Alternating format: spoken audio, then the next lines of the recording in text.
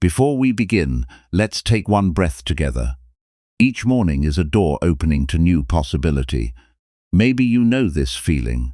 The alarm jolts you awake, and before your eyes even open, your mind is already racing. What you didn't finish yesterday, what's waiting today, that tightness already forming in your chest. But the Buddha discovered something profound. Suffering begins in the mind, and so does peace.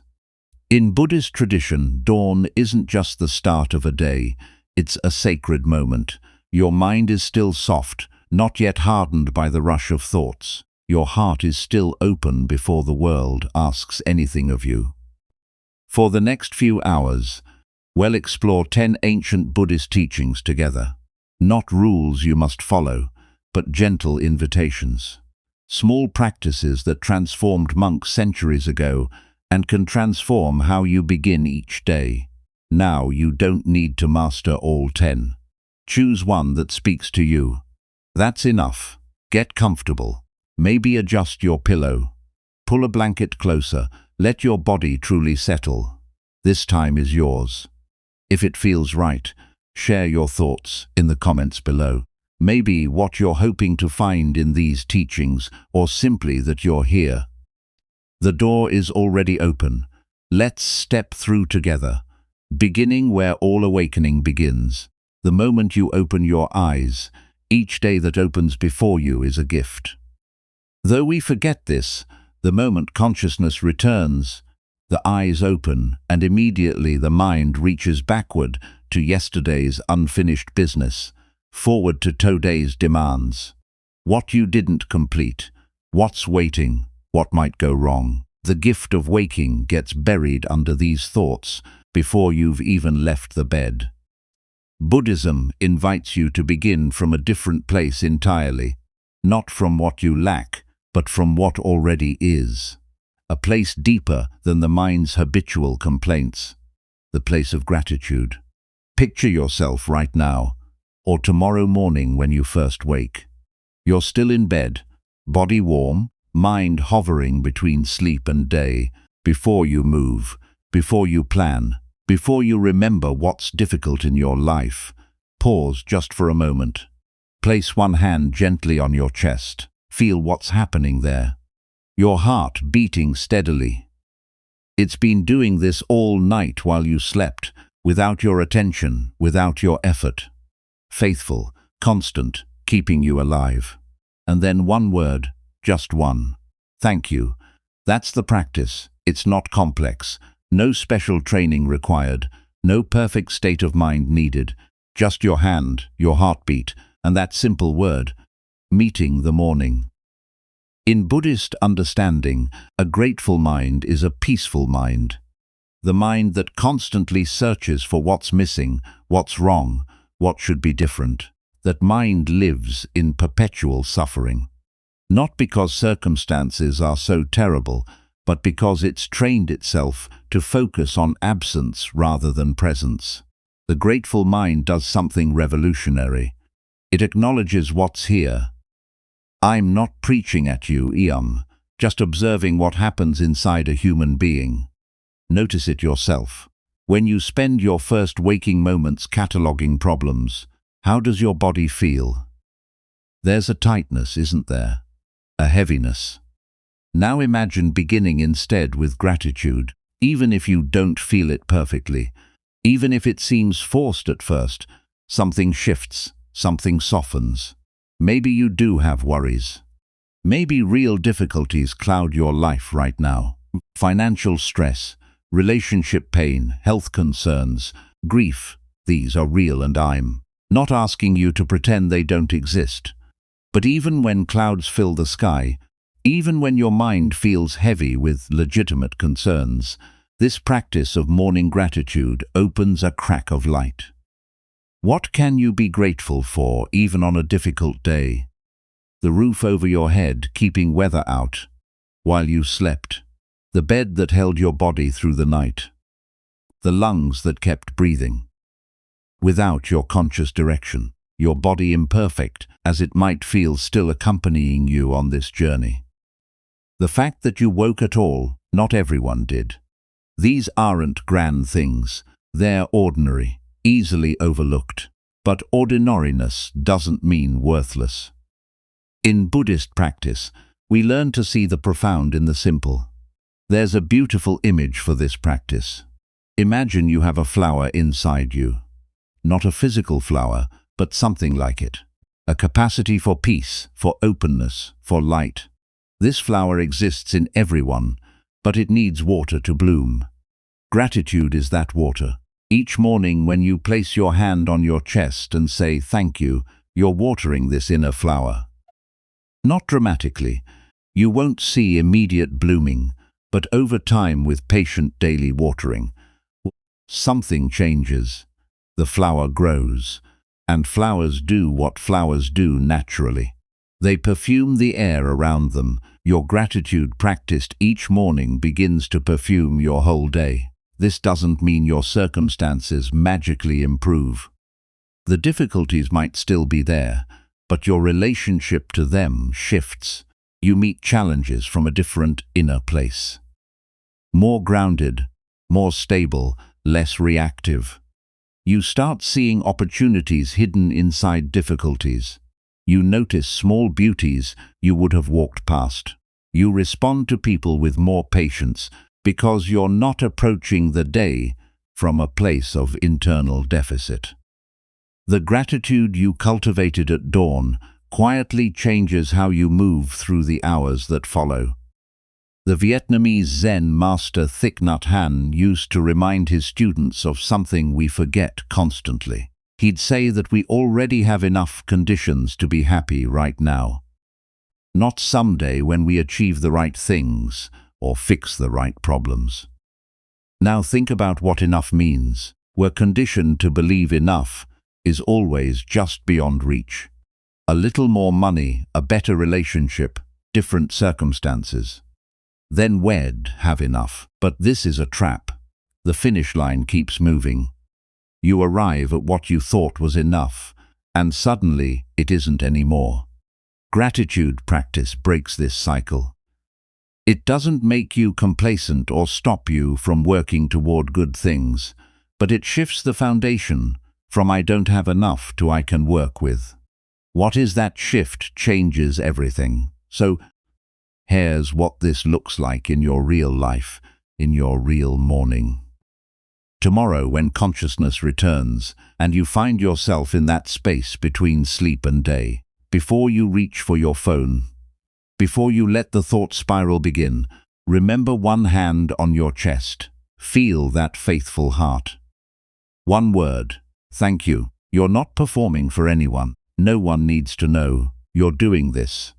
This isn't content for social media or a way to prove you're spiritual. This is an intimate conversation between you and life itself. Private, sacred in its simplicity. Maybe you'll feel a warm wave of genuine gratitude wash through you. Maybe you'll feel nothing at all. Maybe it will seem mechanical, forced, even fake. That's all okay. The practice isn't about manufacturing a specific feeling. It's about the gesture itself. The decision to begin your day by acknowledging life rather than immediately problematizing it. Like planting a seed, you don't demand the seed sprout immediately. You plant it, water it, and trust the process. Some mornings the gratitude will feel real and deep. Other mornings it will feel like going through motions. Both mornings matter. Both a practice. And if you forget tomorrow, if you wake and immediately grab your phone and fall into the old pattern, then the next morning begin again. This is crucial to understand about Buddhist practice. It's not about perfection. It's about returning. You'll forget. You'll skip days. You'll wake anxious and spiral into worry before remembering you intended to do something different. That's not failure.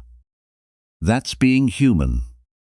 The practice is in the returning. Each time you remember and come back to gratitude, you're strengthening something inside yourself. You're training the mind the way you'd train any skill with repetition, patience, and self-compassion when you stumble. Think of it this way. Your mind has grooves worn deep by years of certain patterns. Waking to worry is a groove. Waking to complaint is a groove. Waking to immediate planning and anxiety is a groove. These grooves are so deep that your thoughts naturally flow down them without any effort on your part. Gratitude practice begins to carve a new groove. At first, it's shallow, easily missed.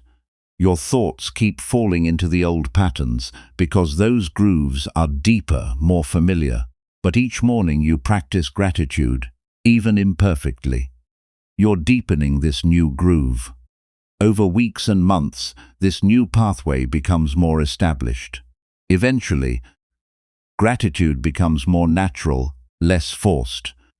It becomes your mind's default orientation rather than something you have to consciously construct.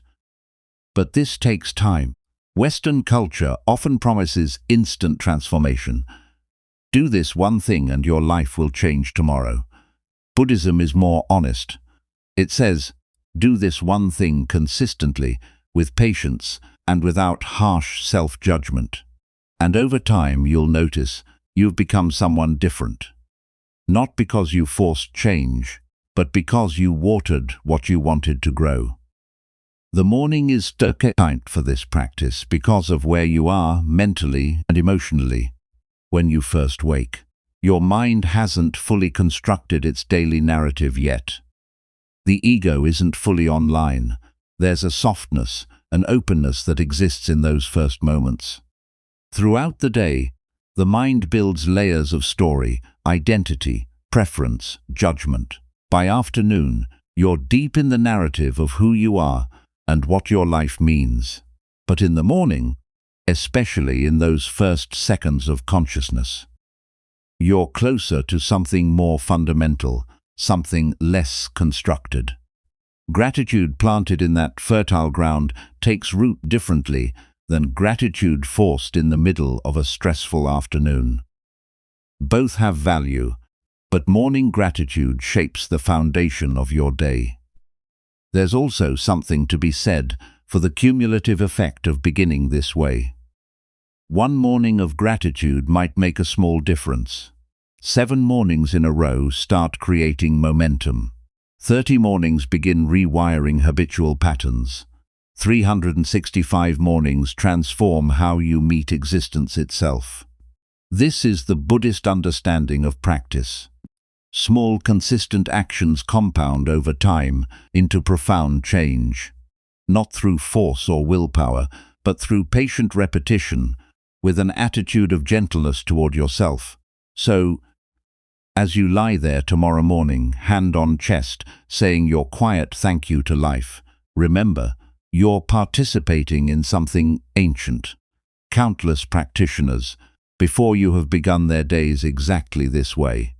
Monks in temples, lay people in homes, people in every circumstance and culture across centuries.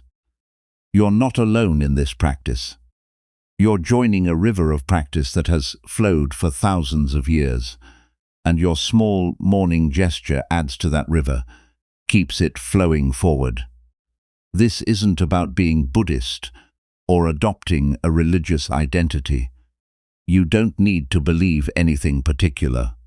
You're simply working with the raw material of your own consciousness, learning to shape it in ways that create less suffering and more peace. And as you rest in this gratitude, still lying in bed, body warm, heart beating steadily beneath your palm, you might notice something else. That's been there all along. Your breath moving in and out naturally, sustaining you without effort. And that becomes the bridge to the next practice, the next doorway opening. And as you rest in this gratitude, still lying in bed, body warm and heart beating steadily beneath your palm, you might notice something else. That's been there all along. Your breath. It's been moving in and out this entire time, hasn't it? While you placed your hand on your chest, while you said thank you, while you read or listen to these words, breath continued its patient work. Rising and falling, entering and leaving, sustaining you without asking permission, without needing your attention. This breath has been with you since your very first moment of life outside the womb, that initial gasp, that first inhale, and it hasn't stopped since. Through sleep and waking, through joy and sorrow, through every experience you've ever had, breath has been the constant companion. Usually, it's invisible to us. Background noise we never notice, but right now, in this moment, you're becoming aware of it. And that awareness itself is the practice. In Buddhist tradition, conscious breathing is called anapanasati, mindfulness of breathing. This practice has been transmitted teacher to student for over 2,500 years. Not because it's complicated or mystical, but because it's profound in its simplicity. Breath serves as a bridge between your body and your mind. It's both voluntary and involuntary. You can control it consciously. Yet, it continues automatically when you're not paying attention.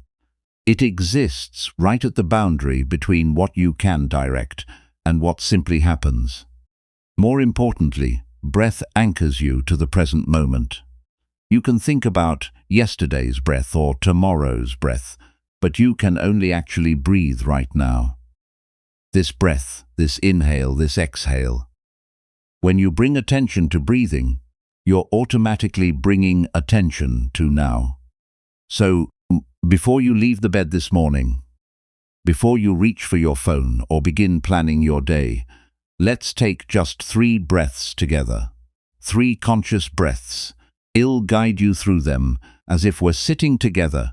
You don't need to do anything except follow along. First breath. Inhale slowly through your nose.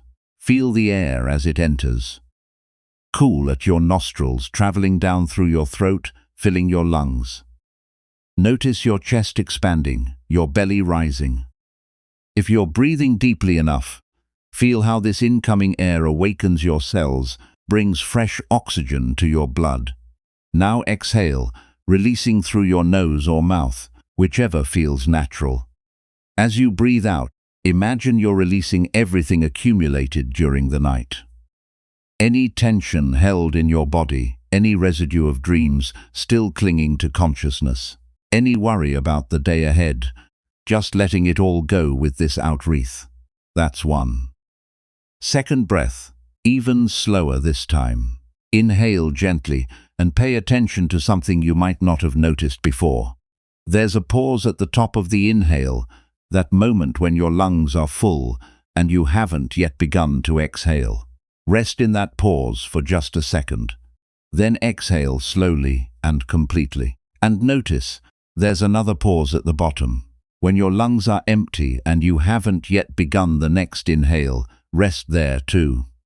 In those pauses, something opens. A gap in the constant motion, a tiny window of stillness between the movement of breathing. You don't need to do anything with this observation. Just notice it. That's 2, third breath. Now this time, don't try to control it at all. Don't make it deep or slow or any particular way. Just allow your body to breathe however it wants to breathe.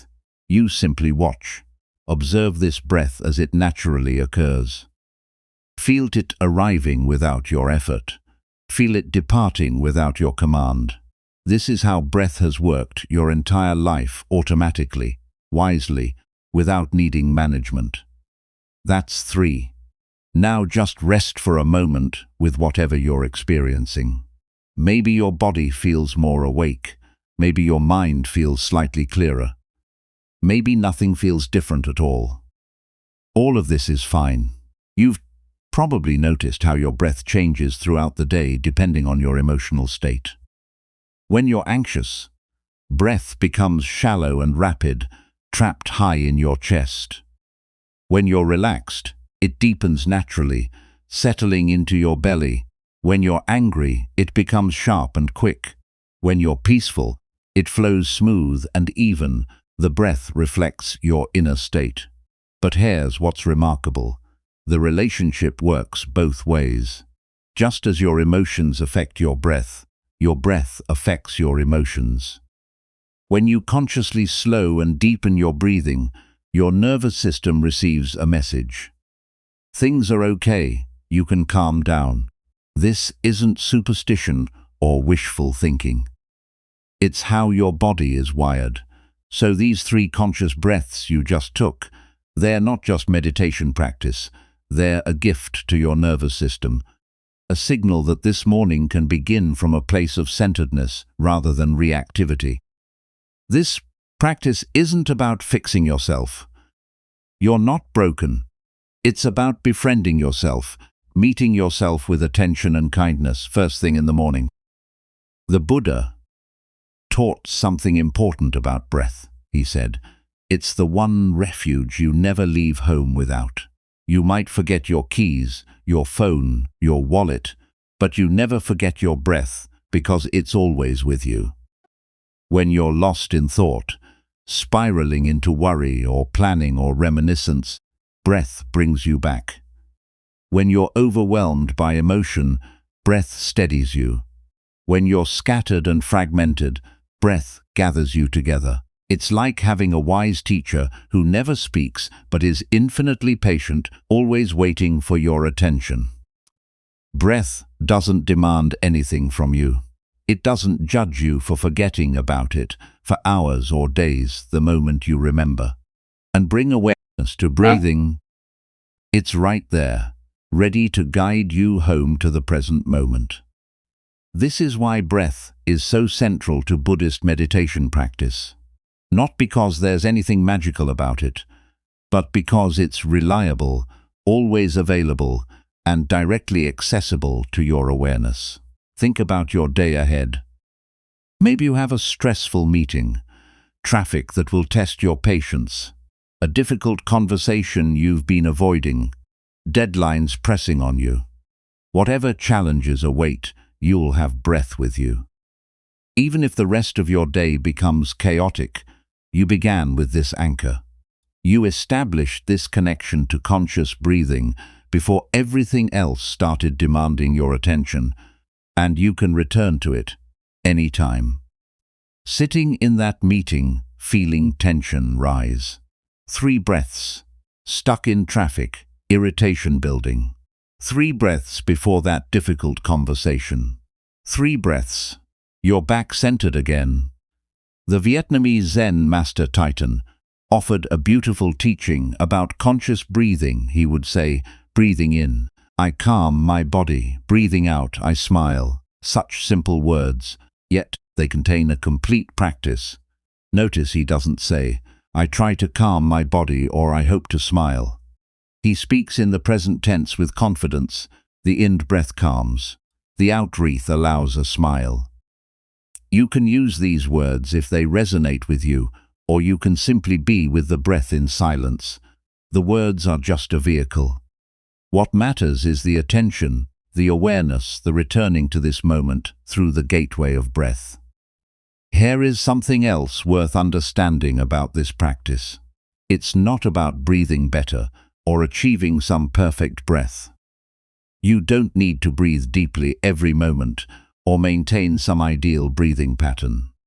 The practice is simply being present while you breathe, noticing it, feeling the miracle of this automatic process that keeps you alive. Every single breath is a small miracle when you think about it. Air enters your body, travels to your lungs. Oxygen crosses into your bloodstream. Carbon dioxide returns and gets expelled. This happens 15 to 20 times every minute without you having to remember or manage it. Your body knows exactly what to do. When you notice breath, when you bring consciousness to this automatic process, something awakens, not in some mystical sense, but in a very practical way. You become aware that you're alive, that you're here, that this moment is happening. Most of us spend most of our time anywhere but here.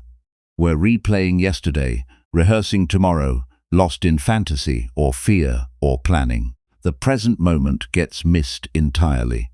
Breath is the doorway back, always available, always now.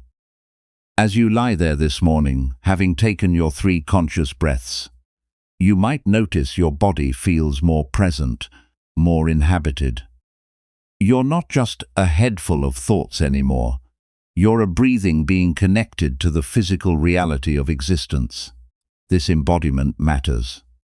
So much of our suffering happens because we live entirely in our heads, cut off from the body's wisdom. The body is always in the present moment.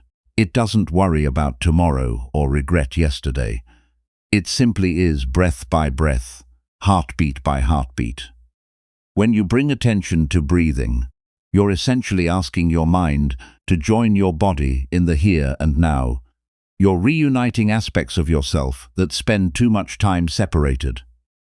And this reunion, this coming home to yourself through breath, creates a foundation for everything else you'll do today. You're not fragmenting yourself right from the start. You're beginning with some basic wholeness, some integration. Throughout the day, you might notice moments when you naturally return to conscious breathing.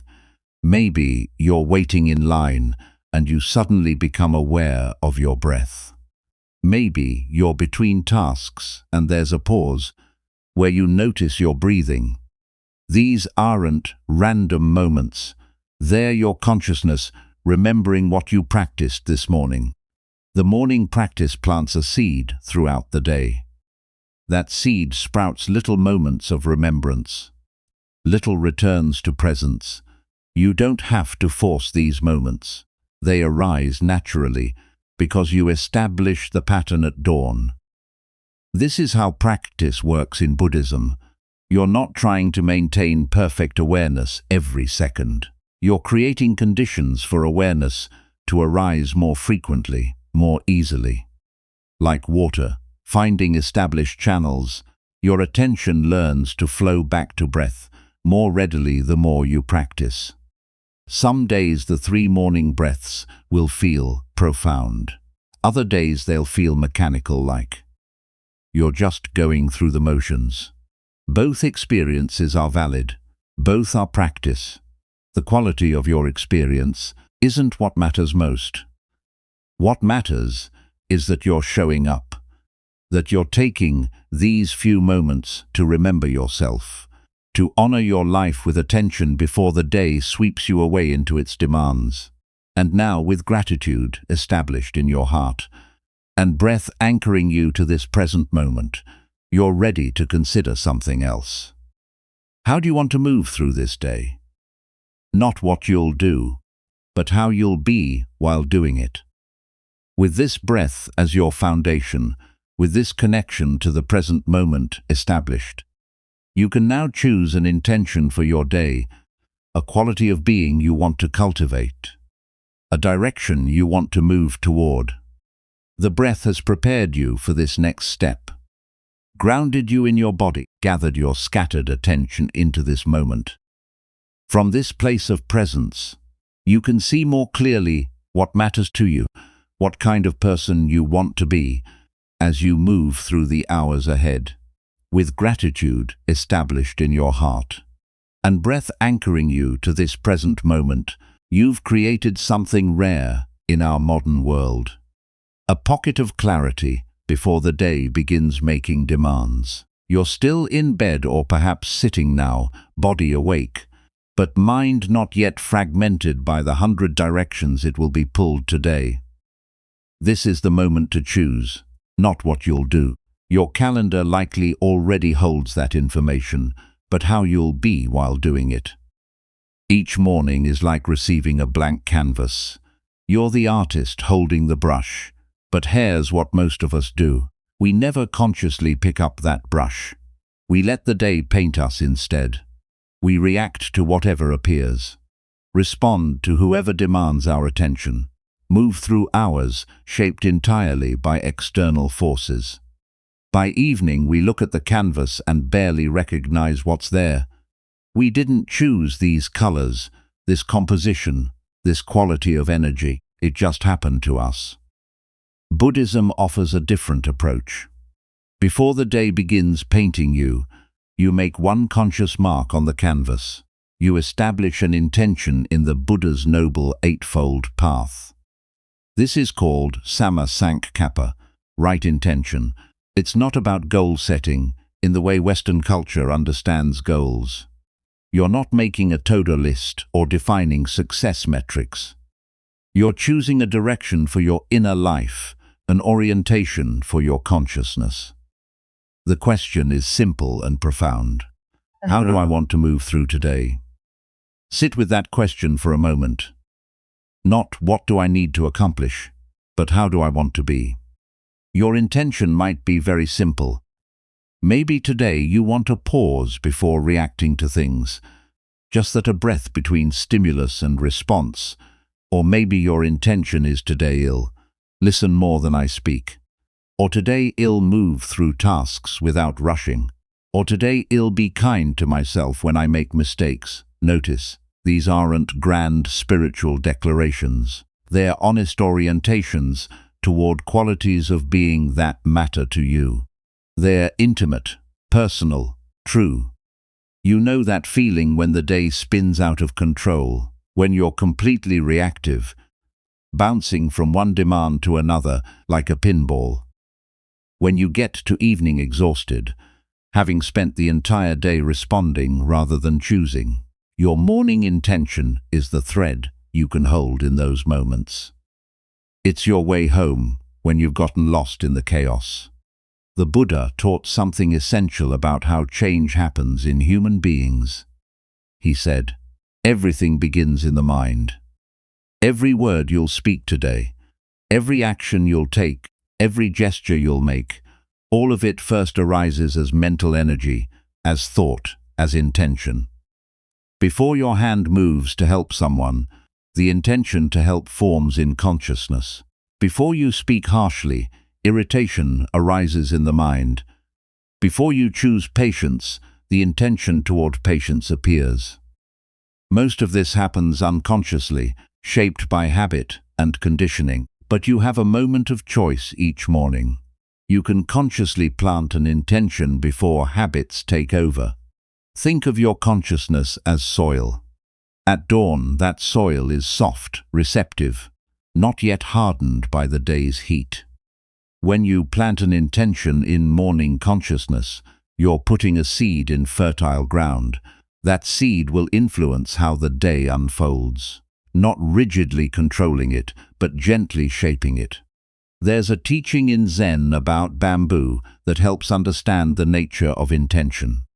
Bamboo has an incredibly strong root system. Deep, interconnected, nearly impossible to destroy. But above ground, bamboo is remarkably flexible. In strong winds, it bends dramatically without breaking. Your intention is like bamboo. It needs a strong root, genuine commitment, honest acknowledgement of what matters to you. But it doesn't need to be rigid in form. Life will bend you today. Unexpected things will happen. Plans will change. People will surprise you. If your intention is brittle and demanding, you'll break under that pressure. But if your intention has bamboo's nature, rooted but flexible, you can bend with circumstances without losing yourself. You have direction without brittleness. Let's be honest about how this actually works in real life. You set your intention this morning. Maybe today I want to respond with patience.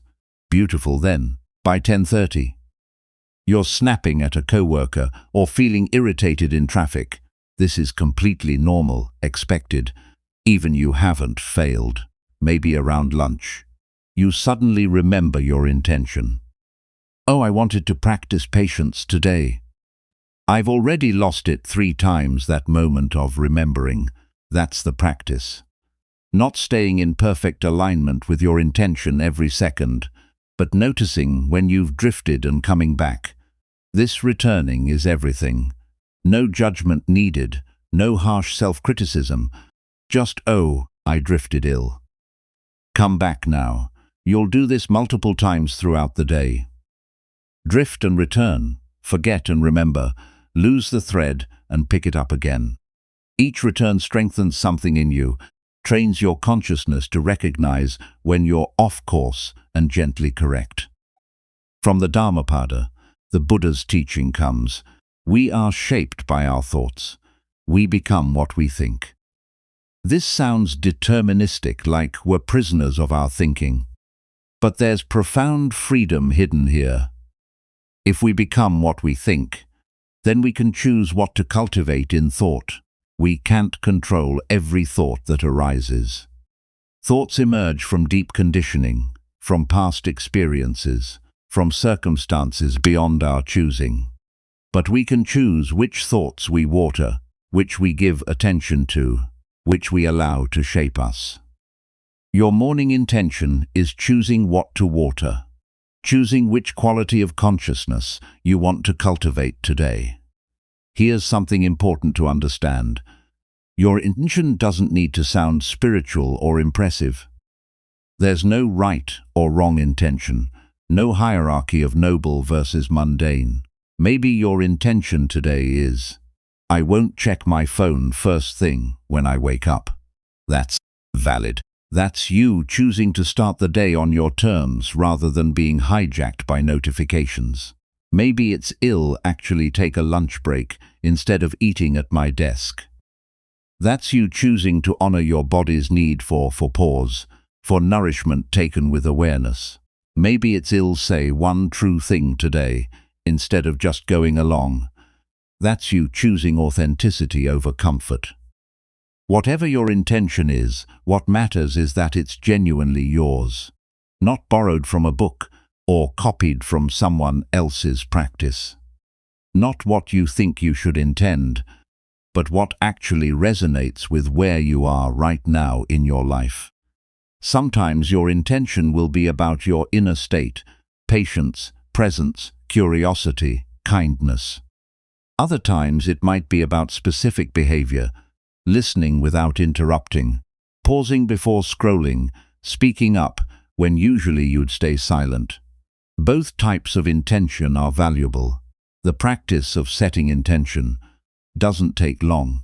You're still in bed or just sit up having practiced gratitude and conscious breathing.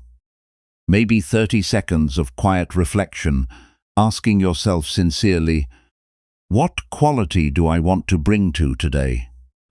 You might hear an answer immediately, or you might sit with the question and let something emerge. Trust what comes. Your deeper wisdom knows what you need to practice today. Once you've identified your intention, you can speak it silently to yourself. Just once clearly, like making a promise to yourself. Today I will move slowly. Today I will notice beauty. Today I will be gentle with myself. Some people like to write their intention down. Others prefer to just hold it in awareness.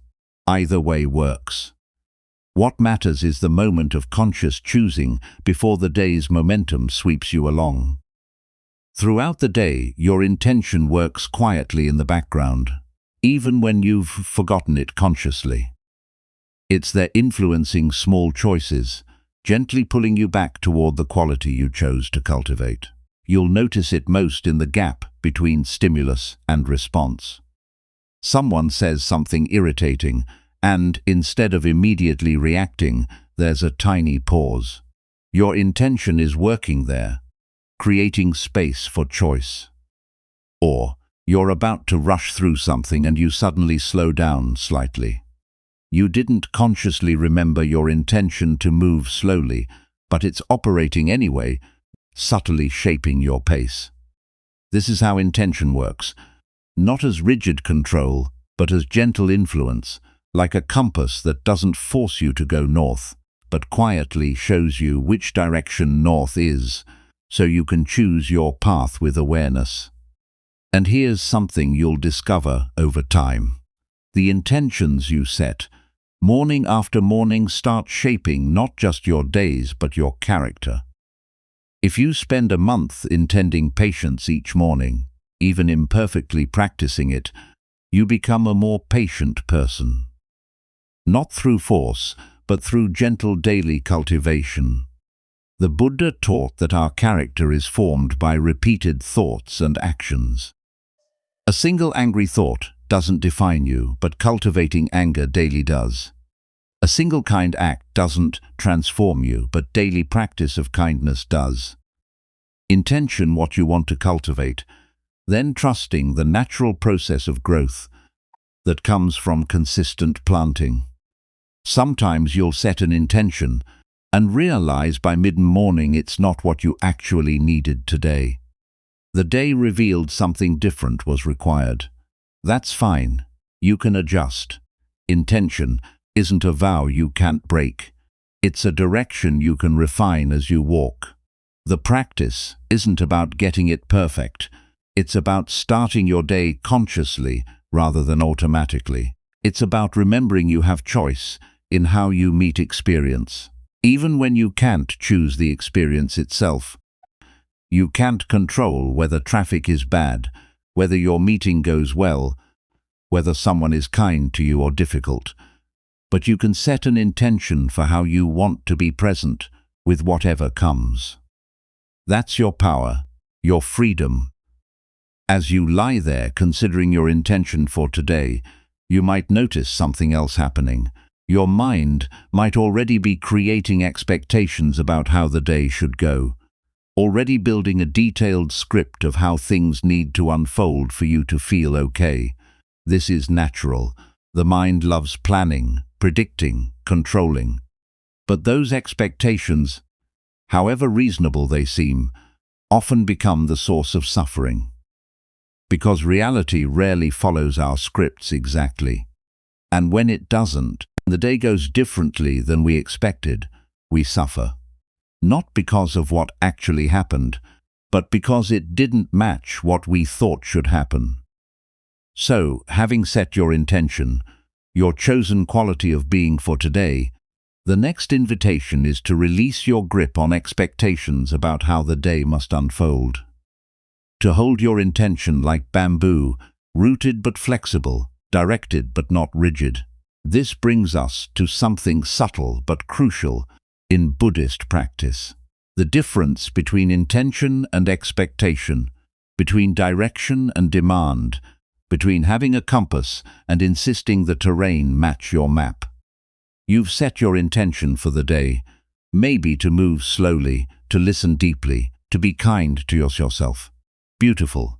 And then, almost immediately, your mind does something very natural. It starts building a script. If I'm patient today, then this meeting will go smoothly. If I stay calm, then people will respond well.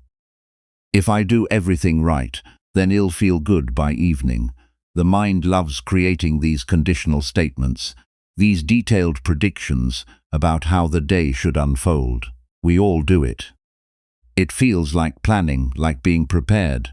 But hidden inside these expectations is the seed of suffering. Maybe you expect your morning meeting to go a certain way. You've imagined how people will respond, what decisions will be made, how smoothly things will flow. Or you expect your partner to greet you warmly when you see them. Or you expect your body to feel energized today because you slept 7 hours. Or you expect traffic to be light because it usually is on Tuesdays. These expectations seem so reasonable, don't they? So logical. But watch what happens when reality differs even slightly from your script. The meeting takes an unexpected turn. Your partner is distracted, not warm, despite 7 hours of sleep. You feel tired. Traffic is inexplicably jammed, and immediately there's that feeling, that tightness in your chest, that inner resistance, that voice saying, "This isn't how it's supposed to be." The Buddha taught about this 2,500 years ago in what we call the Four Noble Truths. The first truth is direct and honest. There is suffering, dukkha. This universal experience of dissatisfaction, of things not being quite right, of life not matching our desires. But the second truth is where it gets interesting. The Buddha said, suffering doesn't come primarily from external events. It comes from our clinging, our attachment to how we think things should be. The traffic jam isn't the problem. Your expectation of clear roads meeting the reality of jammed traffic. That's where suffering lives, in the gap between what you expected and what is. Think about your morning so far, or how tomorrow morning might unfold. Maybe you expected to sleep well last night, but you didn't. You woke multiple times or couldn't fall asleep for hours. Now you're tired, and there's suffering in that. Not just the physical tiredness, but the story you're telling yourself about how you should feel.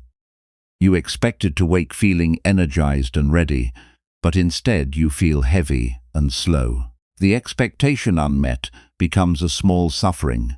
Then maybe you expected to have time for coffee and a calm breakfast, but you woke late and now you're rushing. Another expectation unmet. Another small suffering added to the pile. By the time you leave the house, you've already accumulated multiple disappointments, not because terrible things happened, but because reality didn't match your script. Buddhism offers a practice for this, simple in words but profound in effect. As you lie there having set your intention, say this quietly to yourself. Today I leave space for what is just that. Today I leave space for what is this.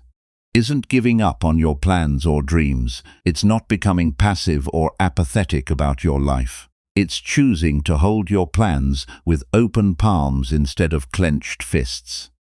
Remember the bamboo teaching from your intention practice. Let's deepen that. Now, bamboo has those incredibly strong, deep roots we talked about. Your intention is like those roots keeping you grounded in what matters to you. But above ground, bamboo doesn't resist the wind. When strong gusts come, bamboo bends dramatically, almost touching the ground sometimes. But it doesn't break. It doesn't snap. A rigid tree standing firm and unbending looks stronger. But when the storm comes, that rigidity becomes brittleness. The tree snaps. It can't accommodate what the wind demands. Your intention is the strong root. Today I want to move slowly, or today I want to listen deeply. That remains, but your expectations about how that will look, about how people will respond, about what will happen as a result. Those need to be flexible like bamboo in wind. You can have clear direction without rigid demands about the form that direction takes. This is wisdom. Can you remember a time when everything went wrong according to your expectations? A day that completely didn't go as planned. Maybe a cancellation, a change in schedule. Something unexpected that threw off your whole script. And then sometimes something beautiful emerged from that disruption. An unexpected conversation, a moment of rest you wouldn't have taken, a different path that turned out better than the one you'd planned. Something you never would have experienced if your expectations had been met. It couldn't have been planned because you didn't even know it was possible. It arrived only because you didn't get what you expected, only because reality deviated from your script. This happens more than we realize. But we're so busy being disappointed about unmet expectations that we miss the gifts hidden inside, the unexpected. The Buddha told a story. That's relevant here, he said. The Dharma, Buddhist teachings and practices are like a raft for crossing a river. You need the raft while you're in the water, but once you reach the other shore, you don't pick up the raft and carry it on your back. You leave it behind. It served its purpose. Expectations are like that raft.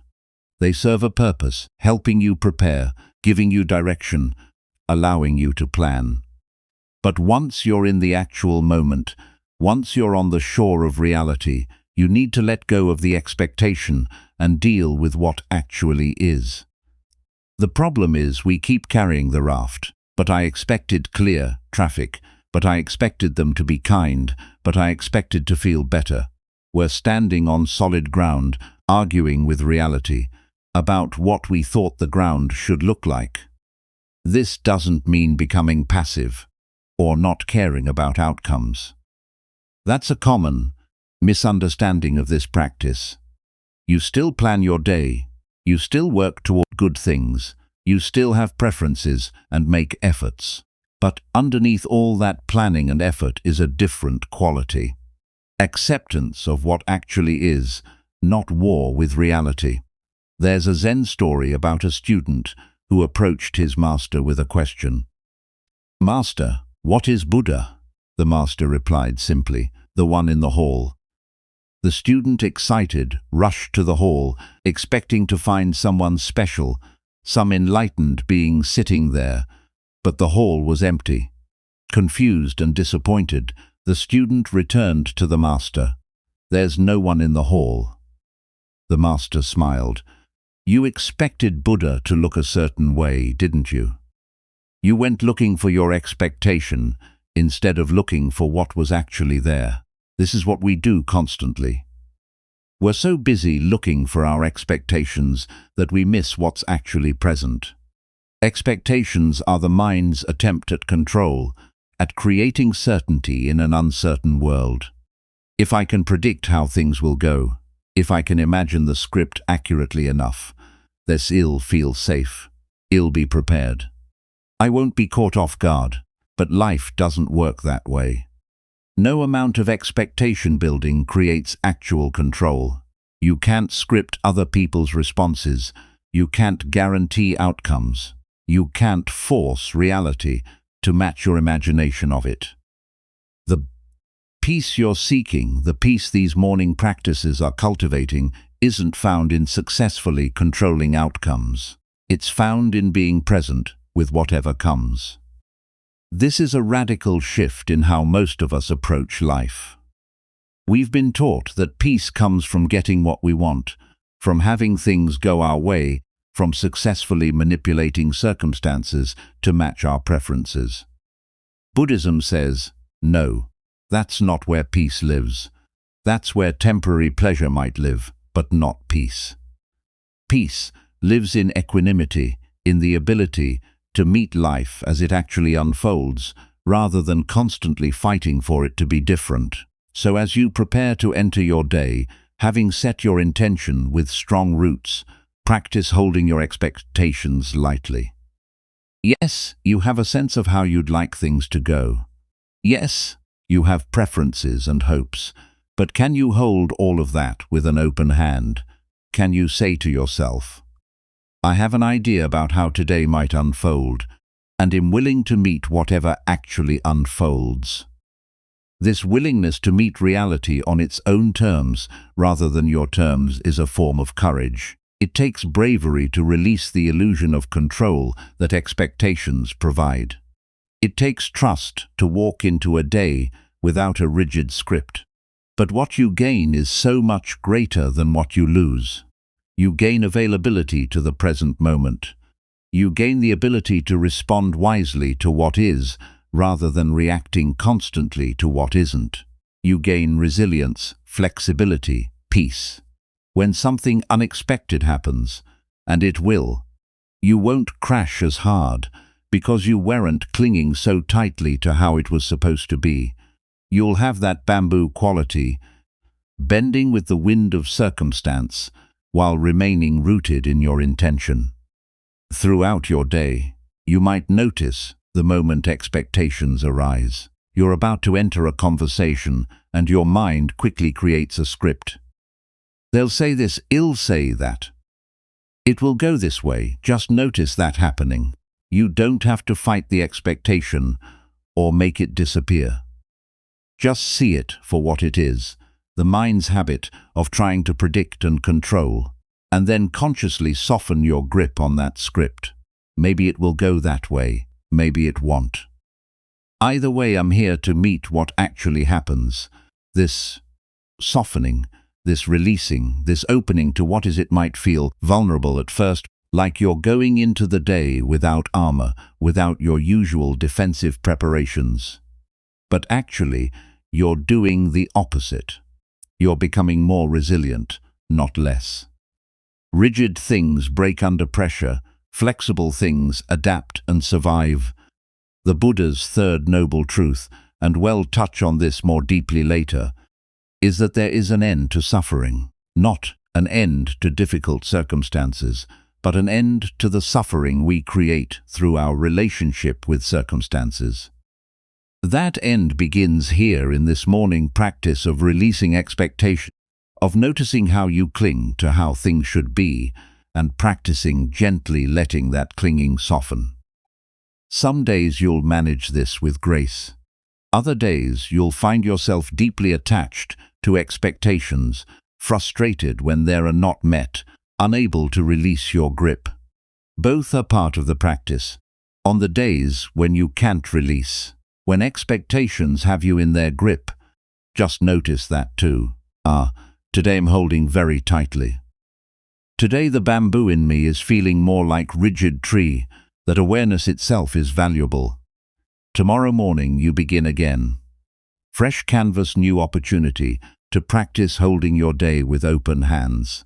And as you lie there, having set your intention with strong roots and released your tight grip on expectations about how today must unfold, you've created something precious, space, inner spaciousness. Your mind is less cluttered with scripts and predictions. Your heart is less defended against disappointment. You're available to what's actually here, not just what you hoped would be here. This spaciousness, this availability, this presence, it's the perfect condition for what comes next. Because now, with gratitude in your heart, breath anchoring you to this moment, intention providing direction, and expectations held lightly, you're ready to simply be still, to sit with yourself without agenda, to meet your own consciousness without trying to fix or change or improve anything, to discover what meditation really offers. Not transcendence, not escape, but profound intimacy with what is. You've created something rare in these first minutes of morning. Gratitude has softened your heart. Breath has anchored you to this present moment. You've set an intention and released your tight grip on expectations. There's a spaciousness in you now that wasn't there when you first opened your eyes. This is the perfect condition for just sitting. Just being still with yourself for a few minutes before the day's momentum takes you. Maybe resistance immediately arises when you hear the word meditation. I can't meditate. My mind is too busy. Thoughts never stop. Let me speak to you as a friend here. Everyone's mind is busy. Every single person who has ever meditated has a busy mind. That's not the problem. The belief that meditation means stopping thoughts. That's what prevents meditation. Meditation isn't about achieving some special state where thoughts disappear. It's about changing your relationship with thoughts, learning to observe them without being completely controlled by them. Or maybe your resistance sounds different. I don't have time. 5 minutes. That's all I'm asking you to consider. 5 minutes that could change the quality of your entire day. So let's begin together. Find a comfortable way to sit. If you're still in bed, sit up against your headboard. If you prefer, move to a chair. What matters is the sitting itself, not how perfectly you do it. Your spine should be gently upright, not rigid, just naturally erect. Think of your spine as a mountain, grounded at the base, rising with dignity, stable but not stiff. Why does posture matter? Because your body communicates with your mind. When you sit upright with gentle alertness, your mind receives the message. We're awake. We're present. We're available to this moment. Let your hands rest comfortably in your lap or on your thighs. Find what feels natural. Now your eyes, close them completely or keep them slightly open with a soft downward gaze. Either way is fine. We're going to bring attention to the breath again, but differently this time. Earlier you took 3 conscious breaths. Now, you're going to sustain your attention on breathing for several minutes. Just notice your breath as it naturally occurs. You don't need to control it or make it special. Let your body breathe however it wants to breathe, and you simply observe. Feel the sensation of air at your nostrils, or notice the rising and falling of your chest, or pay attention to your belly expanding and contracting. Choose one location and let that be your anchor point. The Buddha discovered enlightenment through meditation, but his path to that discovery is worth knowing. He tried everything else first: extreme asceticism, intense study, pushing his body and mind to their limits. None of it worked. Finally, exhausted from all his striving, he simply sat down under a tree. He made a promise. I will sit here until I understand. And he, Saturday, and in that sitting without force or striving, clarity came. You're not trying to become enlightened in your 5 minutes of morning meditation, but you're doing what the Buddha did. Sitting down, being present, allowing yourself to simply be without agenda. Here is an image that might help. You are like the sky, vast, spacious, always present. Thoughts are like clouds passing through that sky. Some clouds are dark and heavy, worries, fears, difficult memories. Some are light and wispy, pleasant daydreams, plans, fantasies. All day long, clouds pass through the sky of your awareness. Usually you identify completely with the clouds. A dark thought cloud appears, and you think, I am anxious. You mistake the temporary weather patterns for who you are. But in meditation, you start recognizing something profound. You are not the clouds. You are the sky through which clouds pass. The sky is never damaged by clouds. It remains itself spacious, vast, unchanged. You're not trying to have a clear sky with no clouds. Thoughts will come just like clouds will appear. You're learning to recognize yourself as the sky, not the clouds. So as you sit here, breath as your anchor, thoughts will arise. This is guaranteed. This is normal. This is not a problem. Maybe a thought appears. I need to send that email this morning. You notice the thought. You don't judge yourself for having it. You don't grab onto it and start planning. You just see it. Oh, there's a thought about email, and gently return your attention to your breath. That's it. That's the entire practice. Notice thought. Return to breath. Another thought arises. Am I doing this right? Notice that thought. Smile inwardly if you want. That's such a common meditation thought. Then return to breath. Another thought. This is boring, nothing is happening. Notice that thought too. It's just another cloud passing through. Return to breath. The practice is not having no thoughts. The practice is this gentle, patient returning again and again. Sometimes you'll get completely lost in a thought. You'll follow it down a rabbit hole and suddenly you realize, oh, I've been lost in thought for the last 2 minutes. This moment of realization, this is not failure. This is the meditation working. You woke up from the thought dream. You recognized you'd been lost. That recognition itself is awareness. That's what you're cultivating. So you don't scold yourself or feel disappointed. You just gently return to your breath and you continue. There's a teaching from the Zen tradition that captures this beautifully. A student asked his teacher, I sit for 20 minutes, but my mind never stops racing. Am I wasting my time? The teacher replied, if you sit for 20 minutes and your mind races for 19, but for 1 minute, even 1 moment, you experience pure presence. That's enough. That's everything. You're not trying to achieve 20 minutes of perfect meditation. You're cultivating moments of presence, of awareness. Those moments accumulate. They grow. They change you. What you're doing here is training your attention like you'd train a muscle.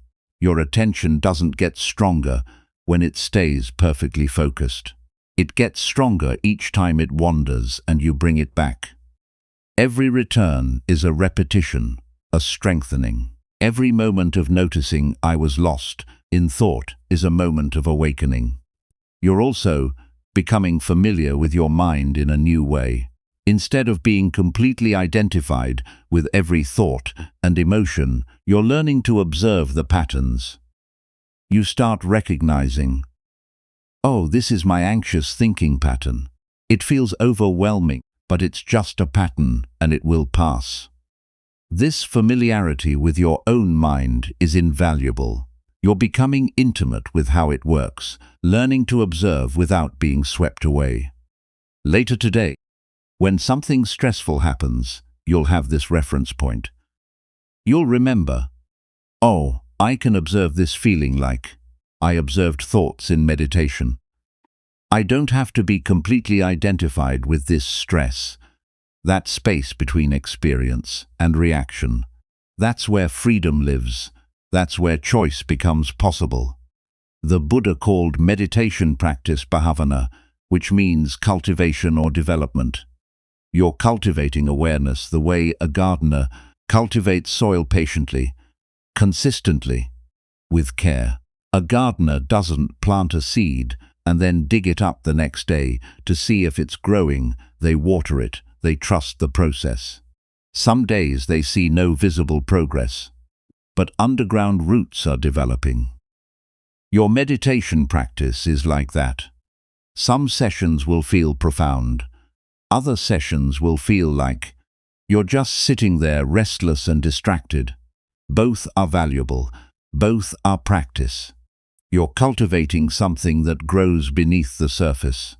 5 minutes might feel impossibly long when you first start.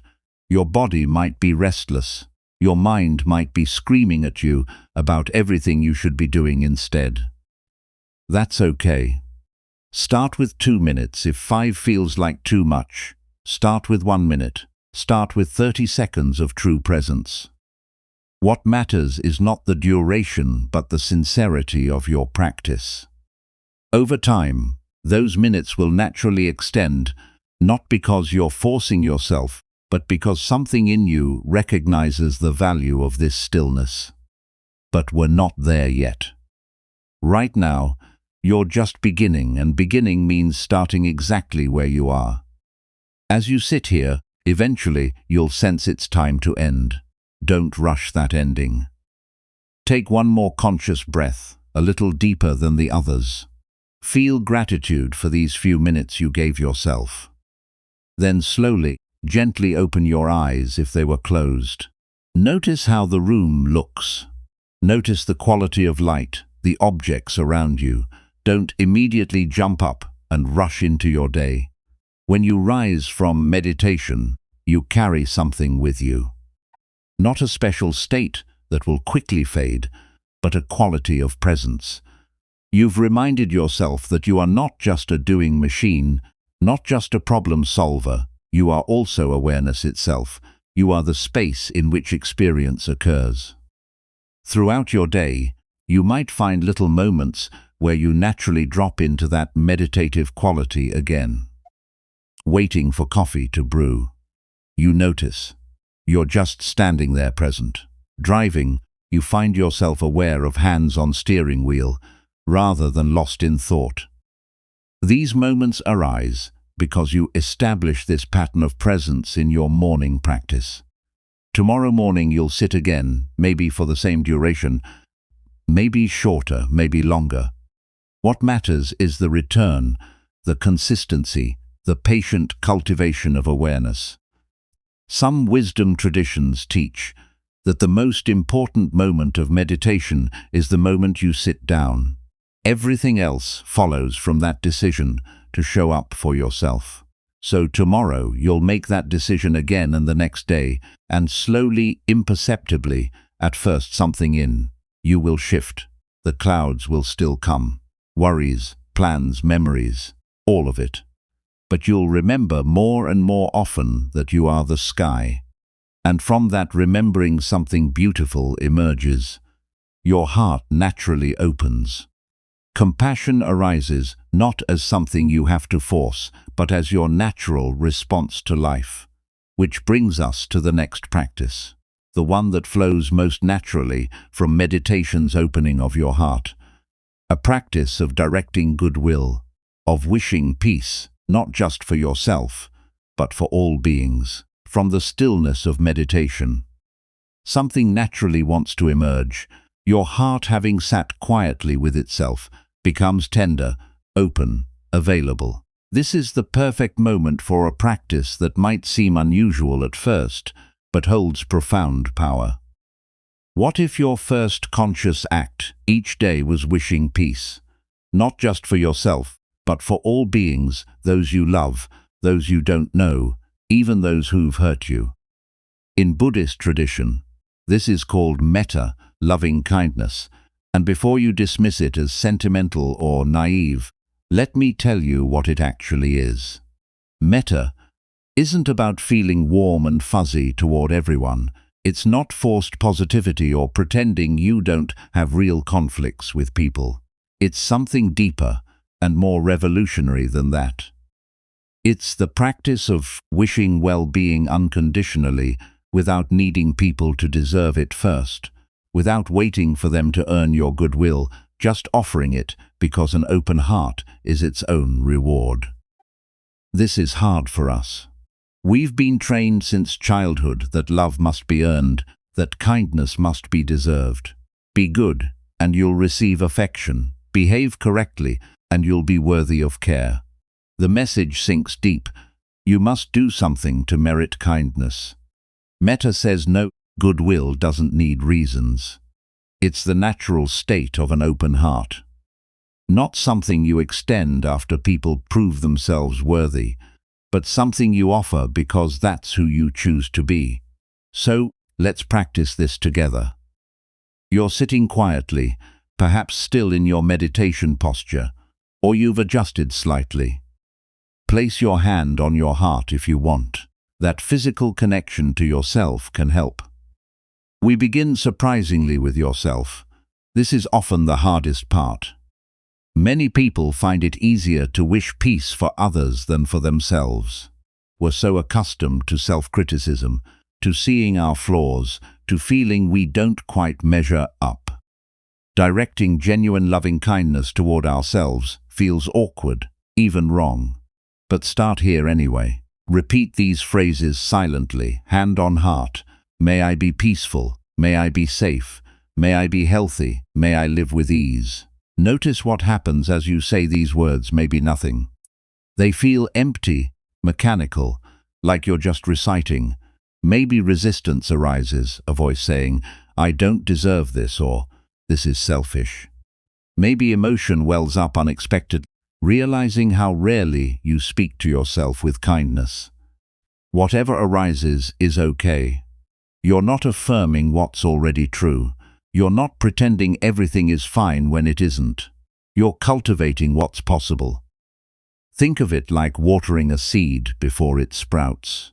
You don't see the plant yet, but you water the soil anyway, trusting that something is growing beneath the surface. These phrases are water for the seed of self-compassion. Say them again. May I be peaceful. May I be safe. May I be healthy.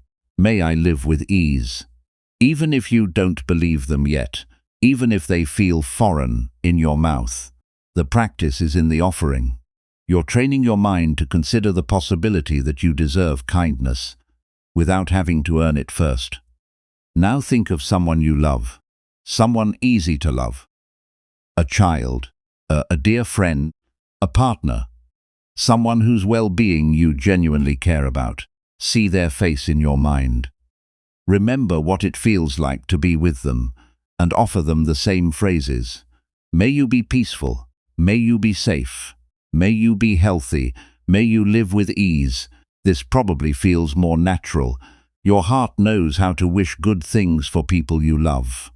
Feel these words. Don't just recite them.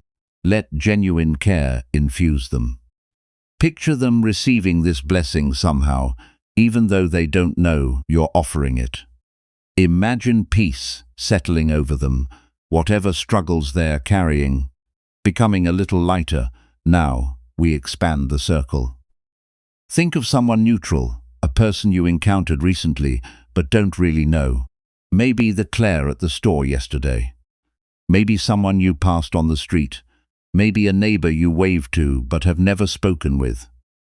This person has a complete life you know nothing about. They have struggles you'll never see, joys you'll never witness, fears and hopes and history. That's entirely their own. They wake each morning like you do, facing their day, carrying their burden. Offer them peace. May you be peaceful. May you be safe. May you be healthy. May you live with ease.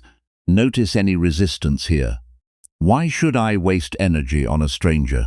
Just notice that thought and continue anyway. You're expanding your capacity for goodwill beyond the small circle of people you know. The Buddha taught about 4 qualities called the Brahma Viharas, divine abodes or states where the heart can dwell. Metta is the first loving kindness.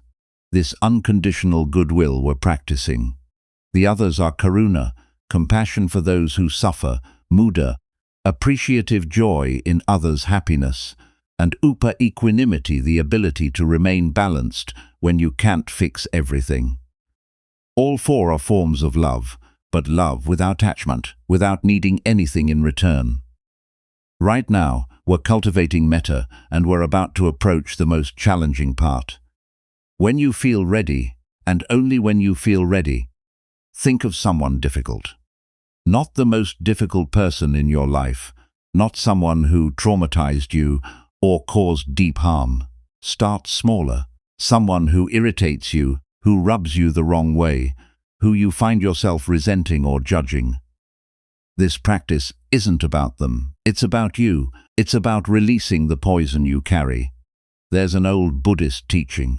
Holding on to anger is like grasping a hot coal, intending to throw it at someone else. You're the one getting burned. The coal sits in your palm, searing your skin, while the person you're angry at goes about their day unaware. Wishing peace for someone who hurt you isn't condoning what they did. It isn't saying their behavior was okay. It's deciding you don't want to carry the coal anymore. So, if you're ready, picture this difficult person. Take a breath and say, "May you be peaceful. May you be safe. May you be healthy. May you live with ease." You might only be able to say it once before resistance floods in. That's fine. You might feel nothing at all, just mechanically repeating words. That's fine too.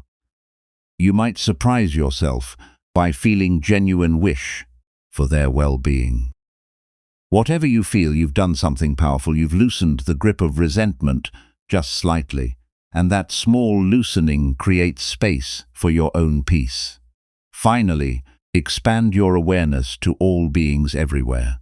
People in your city, your country, across the world. People you'll never meet living lives you can't. Imagine people struggling right now, people celebrating, people just trying to get through the day like you. May all beings be peaceful. May all beings be safe. May all beings be healthy. May all beings live with ease. Feel how this opens something in your chest. Not sentimentality, but genuine recognition. We're all in this together. All trying to be happy, all trying to avoid suffering. What changes through this practice?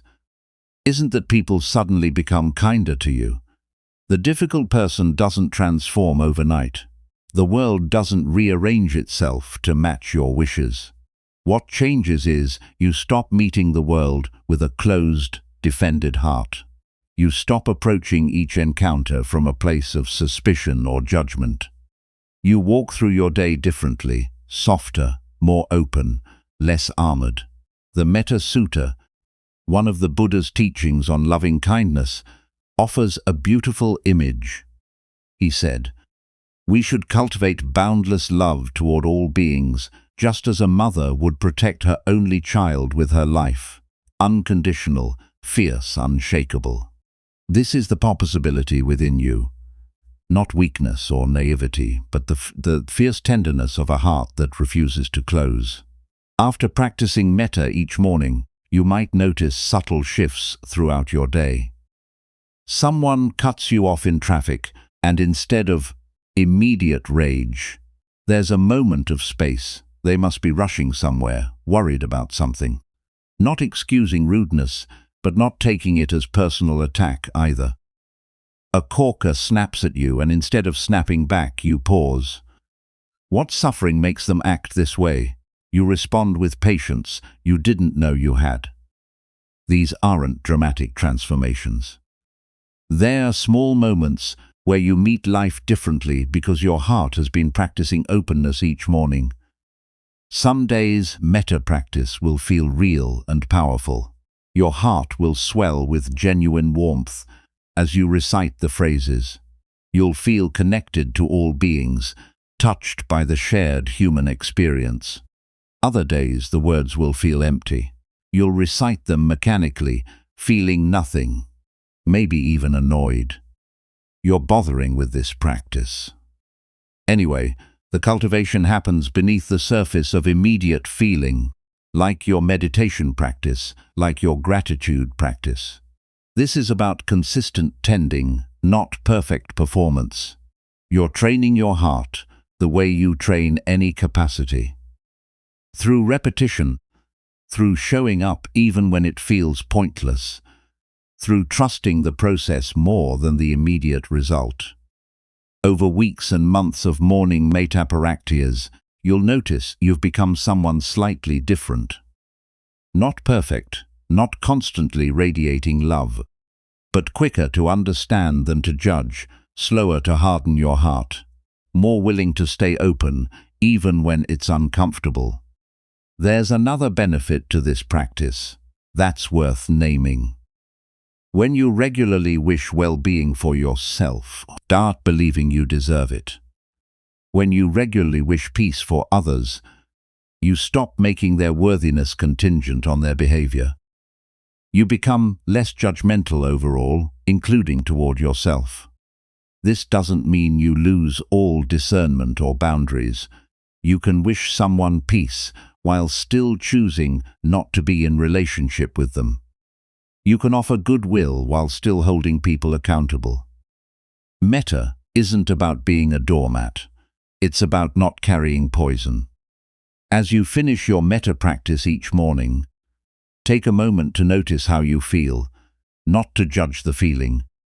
Just to notice. Maybe there's warmth in your chest. Maybe there's resistance still. Maybe there's simply quietness. Whatever's there, you've done something countercultural and profound.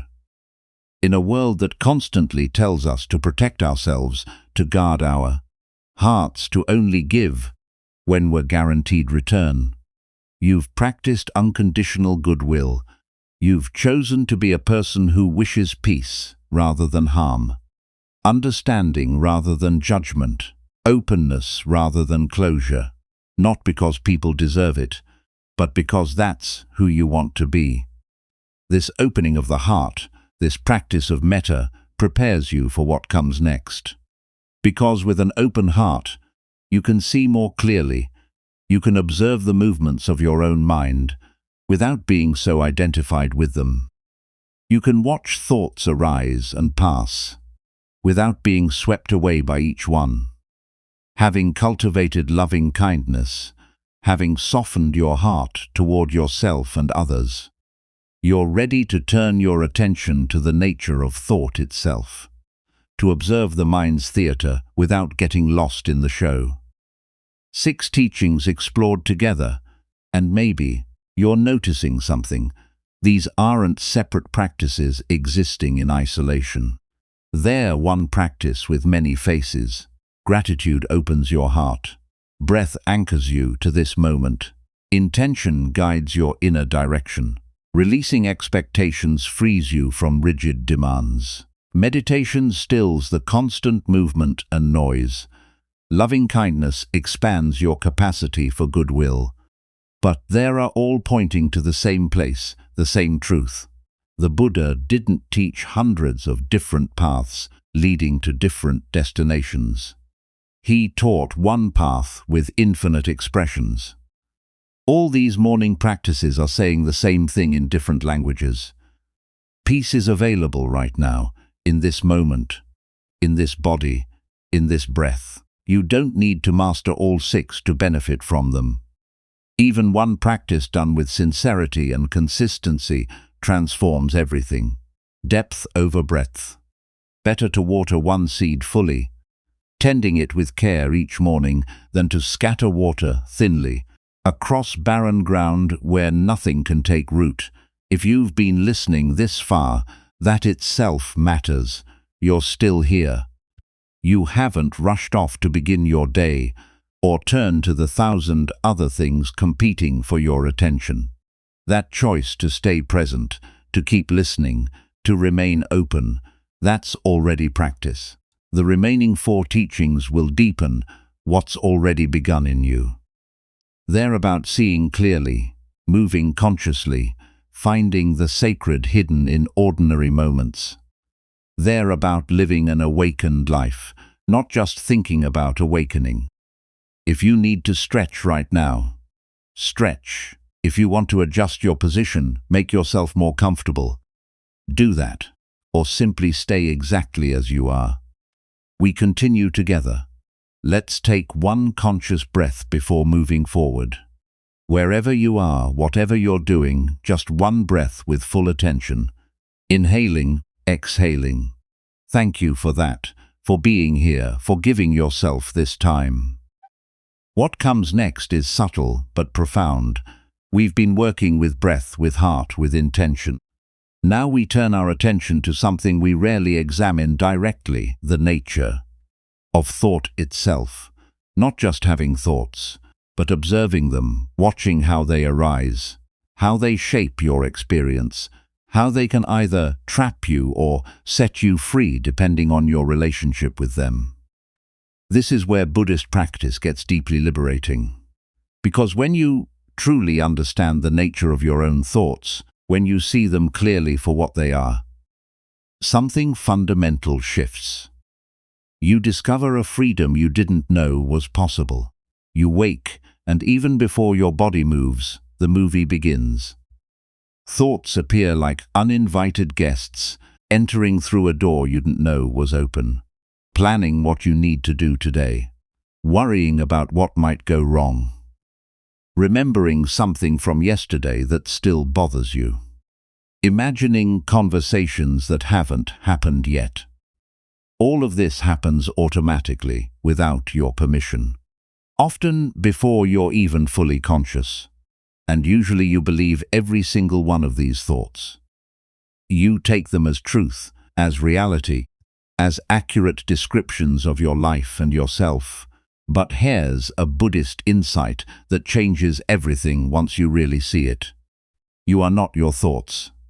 This sounds simple, maybe even obvious when you first hear it, but it's actually revolutionary.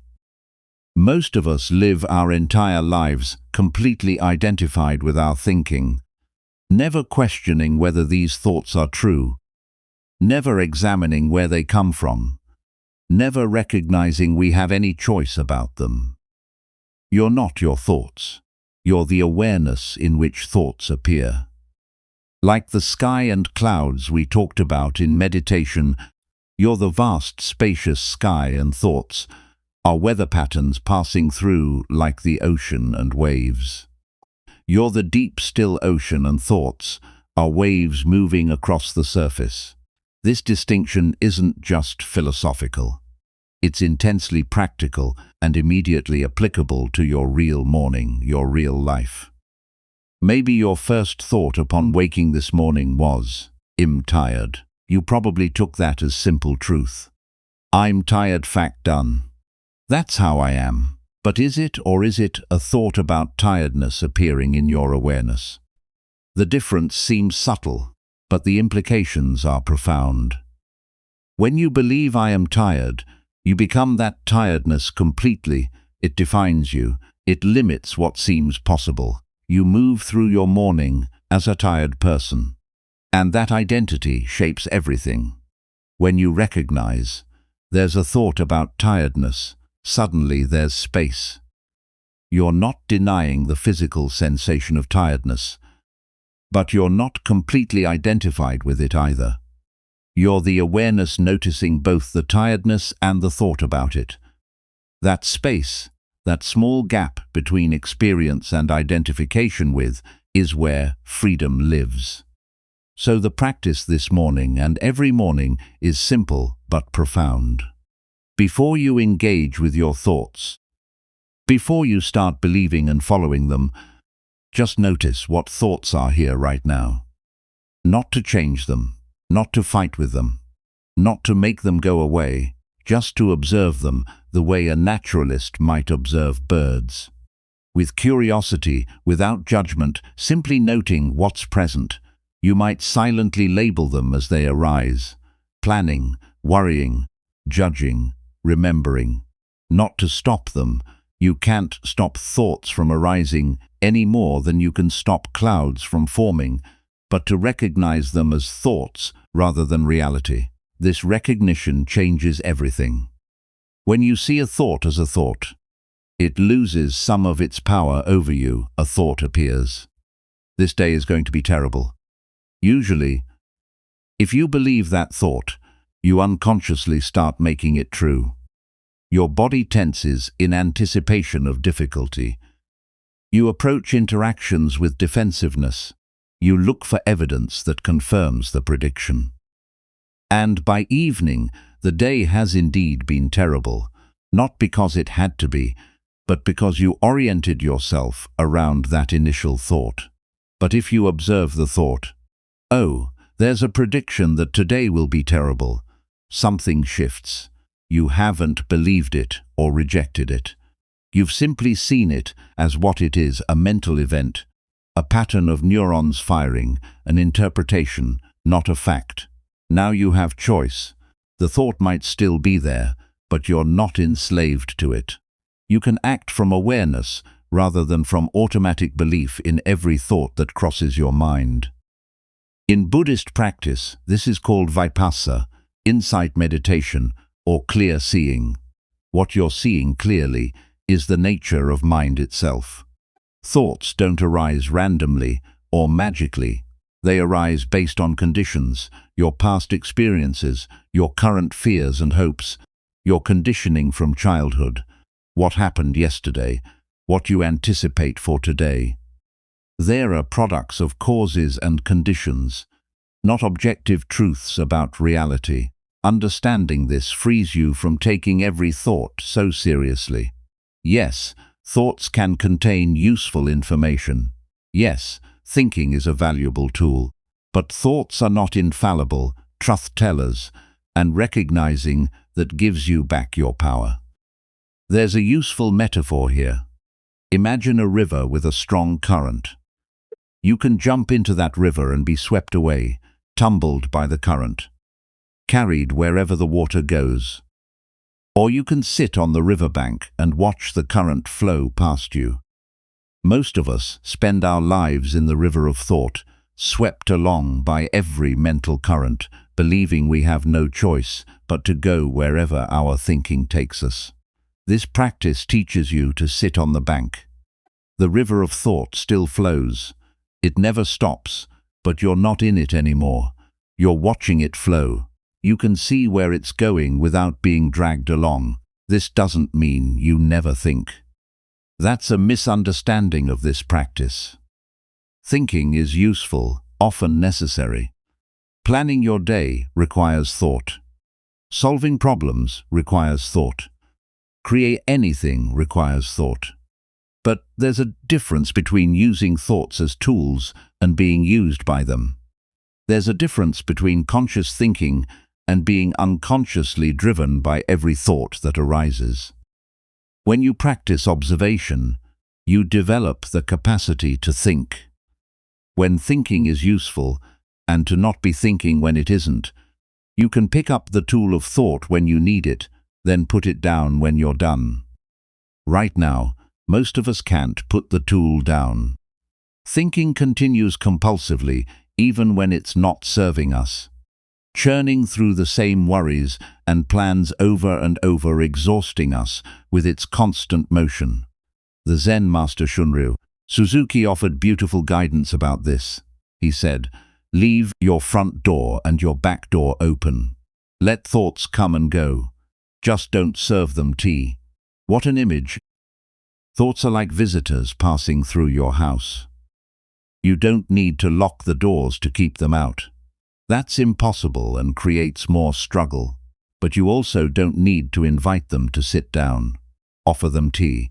Have a long conversation with each one. Let them pass through. Oh, there's an anxious thought. Hello. Goodbye. There's a planning thought. I see you. You can go now. Doors open, thoughts flowing through you, watching from your seat in awareness. Throughout your day, you'll forget this practice. You'll get completely caught in thought storms, swept away by worry or planning or judgment, completely identified with the mental weather. Then suddenly you'll remember, maybe you're in the middle of anxious spiraling about something, and awareness flickers. Oh, I'm lost in thoughts. These are just thoughts, not reality. That moment of remembering is profound liberation. You don't have to have remembered sooner. You don't have to be angry with yourself for getting lost. Just that moment of waking up from the thought dream is enough. And the more you practice observing thoughts each morning, the more frequently these moments of remembering arise throughout your day. It's like you're strengthening a muscle of awareness that can interrupt the automatic identification with thinking. The Buddha taught about this in the Dhammapada. He said, "We are what we think. All that we are arises with our thoughts." This can sound deterministic, like we're prisoners of our thinking. But there's another layer to understand. We're also the awareness that can watch thoughts arise. If we are what we think, and we can observe our thoughts, then we can have some say in what we cultivate in mind. We can't control what thoughts arise. They emerge from deep conditioning, but we can choose which ones we engage with, which ones we water and feed, which ones we let pass through without serving tea. This is different from positive thinking or thought suppression. You're not trying to force yourself to think only happy thoughts. You're not pushing away negative thoughts. You're simply learning to recognize all thoughts as thoughts, mental events, not absolute truths about you or your life. Difficult thoughts can arise, self-criticism, anxiety, despair, and instead of believing them completely or fighting them desperately, you can meet them with awareness. There's a self-critical thought. It feels painful, but it's a thought, not an objective assessment of my worth. That space of awareness doesn't make the thought pleasant, but it prevents you from drowning in it. You're holding it in something larger, the spacious awareness that can contain all thoughts without being defined by any single one.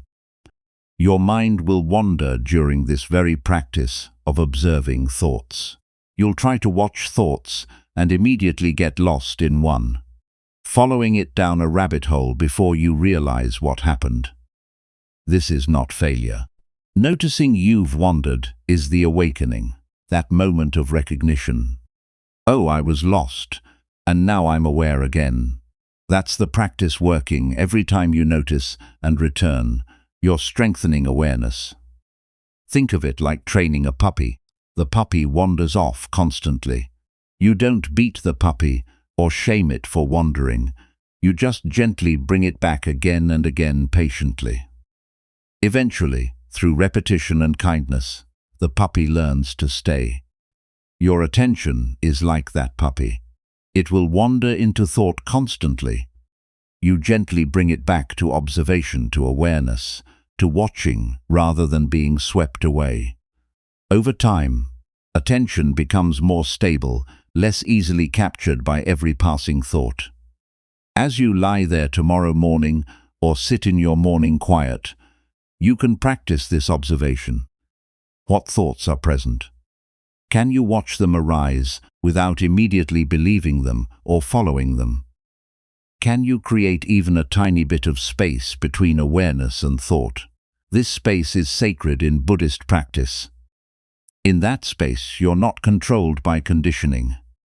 In that space, you can respond wisely rather than react automatically. In that space, freedom becomes possible, and here is something you'll discover over time. As you become more familiar with observing thoughts, you start noticing patterns.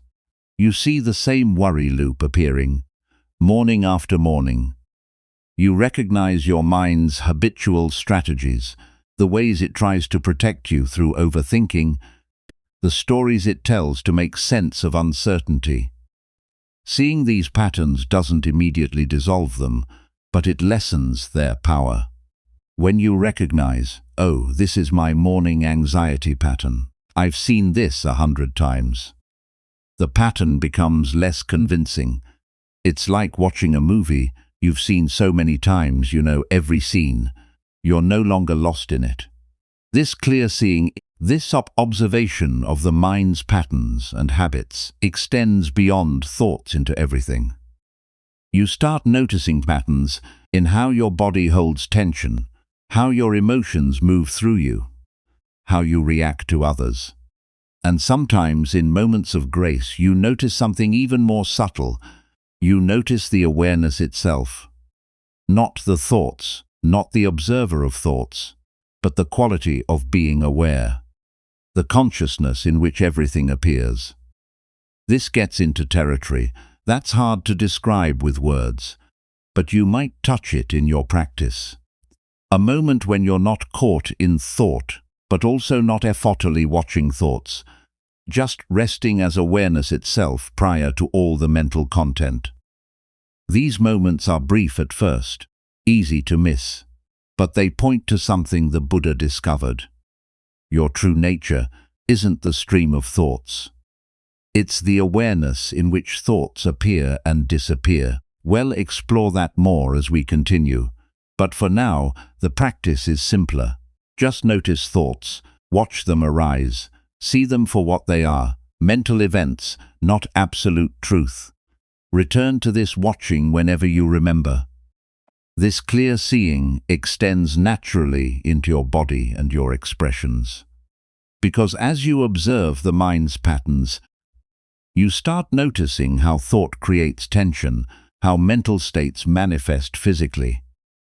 And this brings us to something surprisingly powerful in its simplicity. The gesture of a gentle smile offered to yourself before the day begins. The smallest practice, sometimes the most powerful. Before you even open your eyes fully this morning, before you move your body or speak a word, there's something you can do that takes no time and costs nothing. The corners of your mouth, lifting slightly, just that, a gentle smile, so subtle it might be invisible to anyone watching. If you've seen statues of the Buddha, you've probably noticed that slight smile on his face, not a big grin, not forced happiness, just a soft upward curve at the lips, the half smile of someone at peace. This smile isn't for anyone else. It's for you, a gesture you offer to yourself before the day begins making demands. Maybe resistance immediately arises when you hear this smile, when I wake up anxious, when I'm dreading the day ahead, when my body hurts or my heart is heavy, you want me to smile. I hear that resistance. And I'm not asking you to pretend everything is okay when it isn't.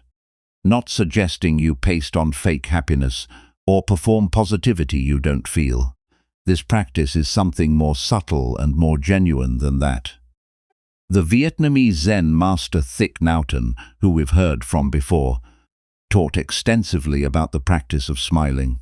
He would say something that sounds paradoxical at first. Sometimes your joy creates your smile, but sometimes your smile creates your joy. Think about that for a moment. We usually believe the relationship goes one direction. I feel happy, therefore I smile.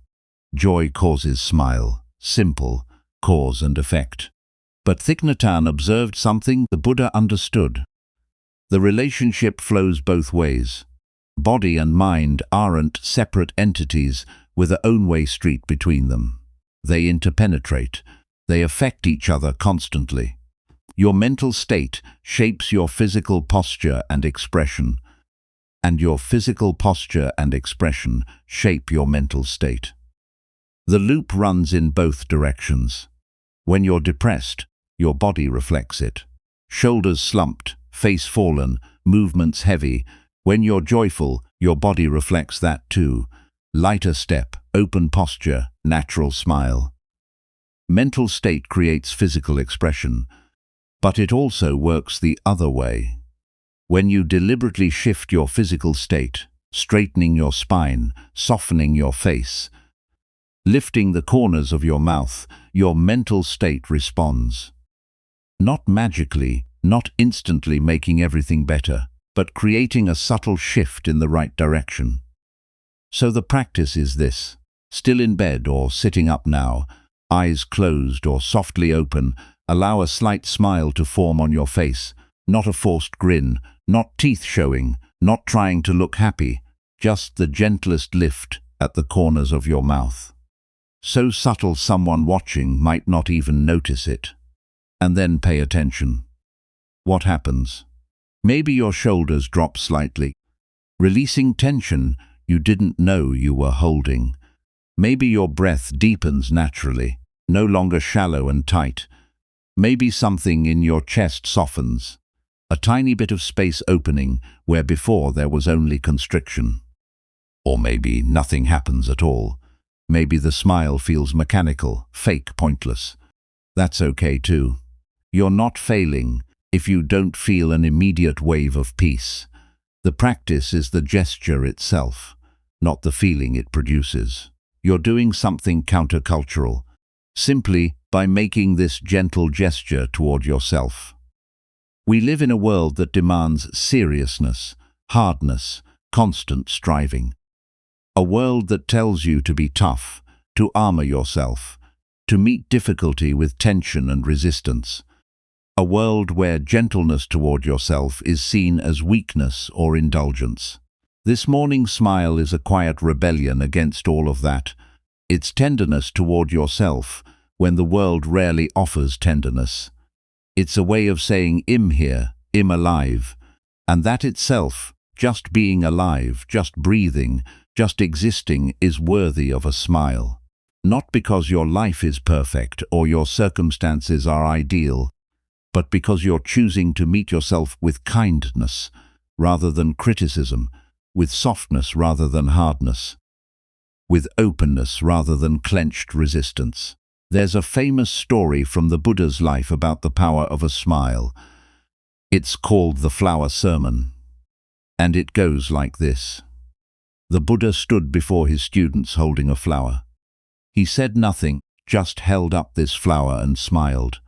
The students were confused, waiting for teaching, for explanation, for words. One student, Mahakashyapa, looked at the Buddha holding the flower and smiling, and he understood. He smiled back. The Buddha said, "I have the treasure of the true teaching, the marvelous mind of nirvana, the true form which is formlessness and the ineffable teaching. I have transmitted it to Mahakashi." What was transmitted? Not information, not philosophy, not technique, something wordless, the recognition of peace, presence, the simple fact of being here now, without needing anything to be different. Your morning smile to yourself is this same transmission. You're not smiling because you've achieved something, or because circumstances are favorable. You're smiling as recognition. Life is here. This moment is here, and that's enough.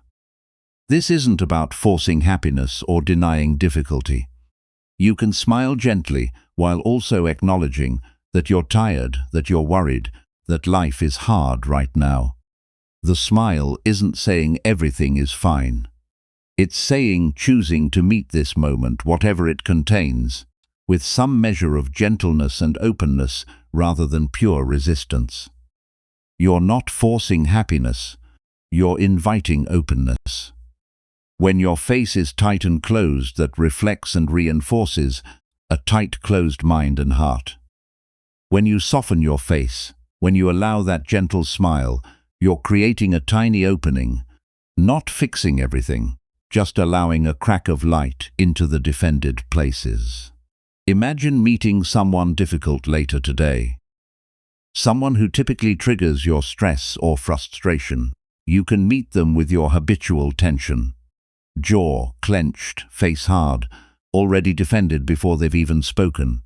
Or you can meet them with this inner smile, still alive in you. Not a smile at them necessarily, but a quality of gentleness you've been cultivating since morning. The encounter will be entirely different, not because they've changed, but because you're meeting them from a different place inside yourself. There's a teaching in Buddhism from the Heart Sutra that says, form is emptiness. Emptiness is form. This sounds mystical and abstract, but it points to something practical. Body and mind, form and consciousness, aren't separate things. They're two aspects of one reality, constantly interpenetrating, constantly affecting each other. Change the body and you change the mind. Change the mind and you change the body. This isn't manipulation or trickery. It's understanding how you actually work. Your smile, even if it feels mechanical at first, sends signals through your nervous system. Facial muscles connect to neural pathways associated with positive emotion. The act of smiling, even slightly, even without feeling happy, creates conditions for a shift in your inner state. You're not lying to yourself. You're working with the body-mind connection, intelligently using form to affect consciousness, using gesture to invite possibility. Some mornings the smile will come easily and feel genuine. You'll wake with some natural ease, and forming that gentle smile feels like a simple extension of how you already feel. Those mornings are lovely. Other mornings, the smile won't come at all. You wake in genuine pain, physical, emotional, or both. You wake to devastating news or overwhelming grief or fear that won't release its grip. On those mornings, don't force the smile. This practice is invitation. Never demand. Never another thing to fail at. Never another way to judge yourself as not doing it right. Maybe instead of a smile, you just soften the tension in your jaw. Maybe you let your face relax instead of clenching it.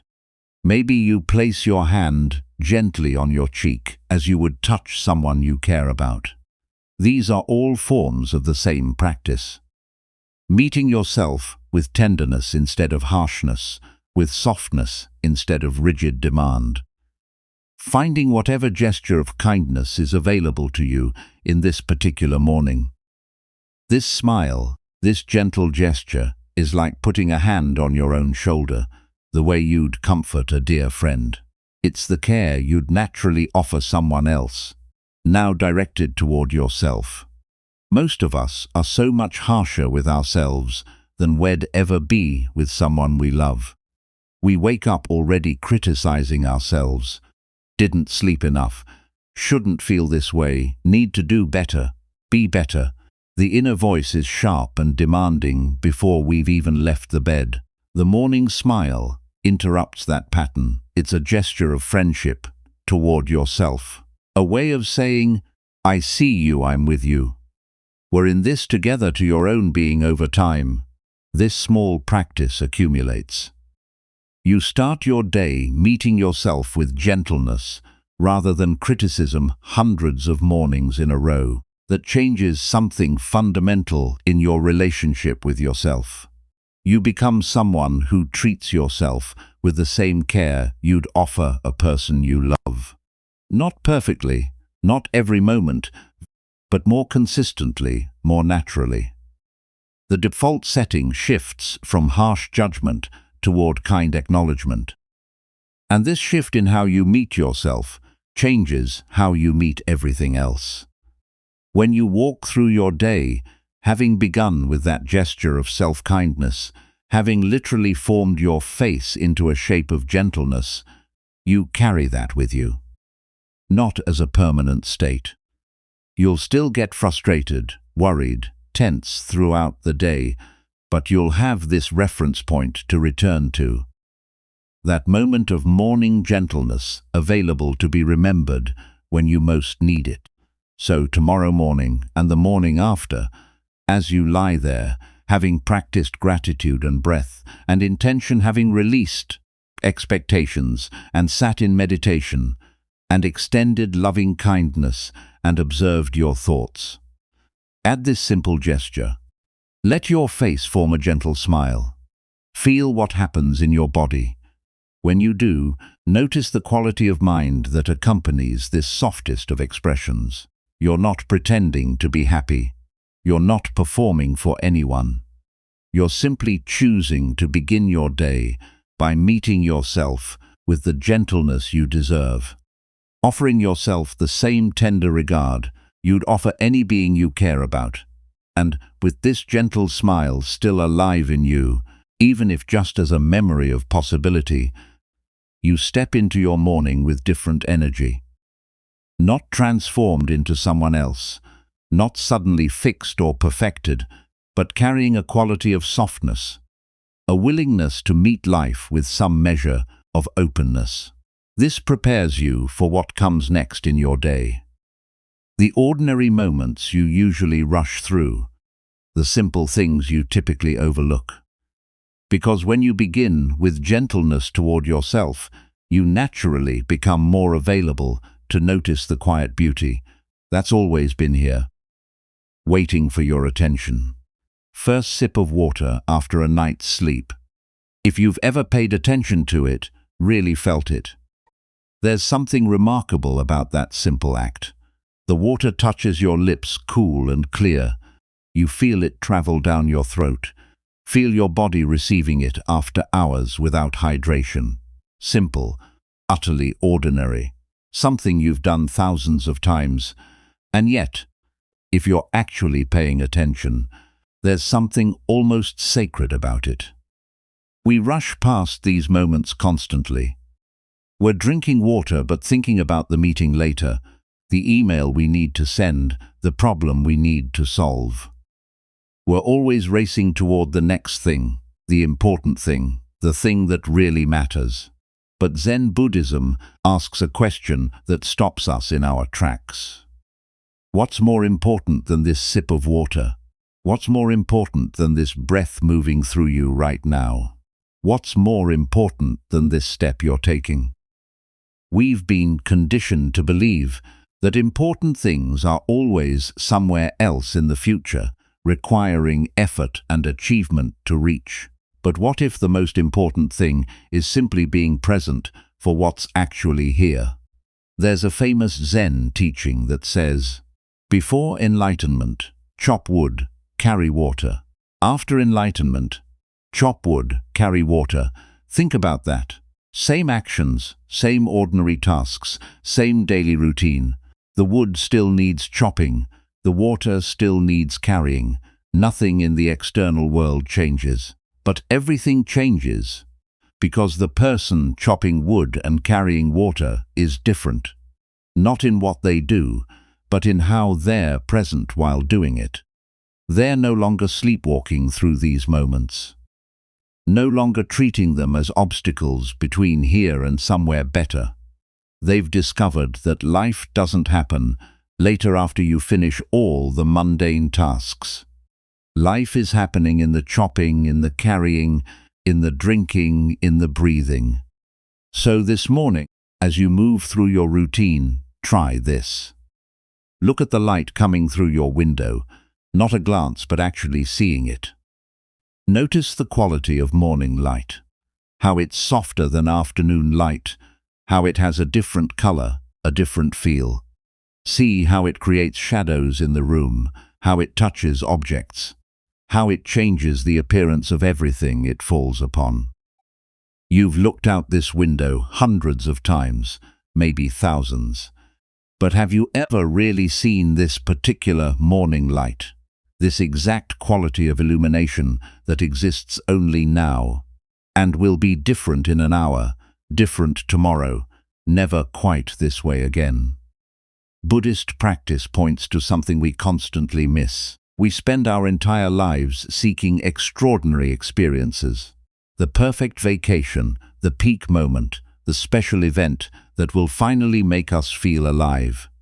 Meanwhile, we're missing the extraordinary nature of the ordinary.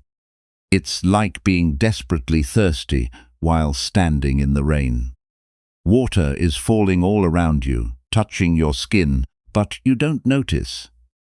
Because you're so focused on finding water, somewhere else, somewheres. Your real morning is filled with these moments, if you're available to them. The sound of birds outside your window, or maybe it's traffic, or maybe it's silence. Usually this is just background noise, something you filter out while focusing on your thoughts. But what if you really listened, not labeling it as pleasant bird song or annoying traffic or peaceful silence? We just hearing pure sound arising, existing in the air, then fading. When you listen this way, without the constant mental commentary, something shifts. Sound becomes vivid, alive, immediate. You're not thinking about sound, you're experiencing it directly. This is what Zen calls shashin, beginner's mind. The mind that sees everything as if for the first time, fresh and new, not filtered through all your accumulated opinions and judgments. Shunryu Suzuki Roshi, a Zen master who brought this practice to the West, said something beautiful about this. In the beginner's mind, there are many possibilities, but in the expert's mind, there are few.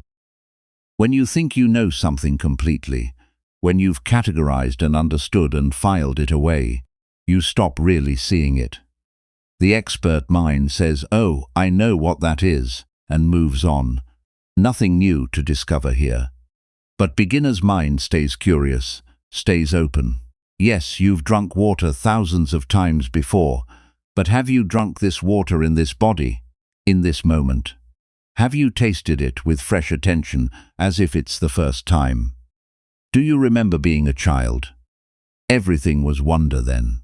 A puddle could occupy your attention for 20 minutes. The way light reflected on water was endlessly fascinating. A bug crawling across the sidewalk was worth watching its entire journey. We lose this as we grow up, and we call that lost maturity, sophistication, growing up. But what if we've actually lost something precious? The task isn't to become childish again, to lose all adult capacity for planning and responsibility. It's to recover that quality of attention, that freshness of perception, to see with fresh eyes while maintaining adult wisdom.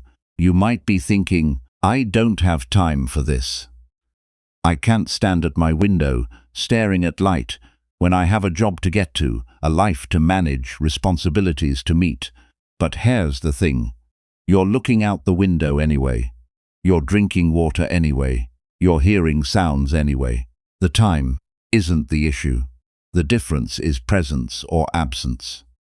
Are you actually here for your own life, or are you perpetually somewhere else in your mind? Same time, completely different experience. The Buddha taught about contentment in a way. That's relevant here, he said. Health is the greatest gift. Contentment the greatest wealth. Trust the greatest relationship. Contentment isn't about having more things, achieving more goals, reaching some future state where you'll finally be satisfied. Contentment is about being fully present with what is, not settling for less than you deserve, not giving up on growth or change, but recognizing that, right now in this moment, drinking this water, breathing this breath, alive in this body, this is not nothing. This is actually everything. When you practice this morning awareness, when you really taste your water or see your light or hear your sounds, something begins to shift throughout your entire day. Your tea break at work becomes meditation.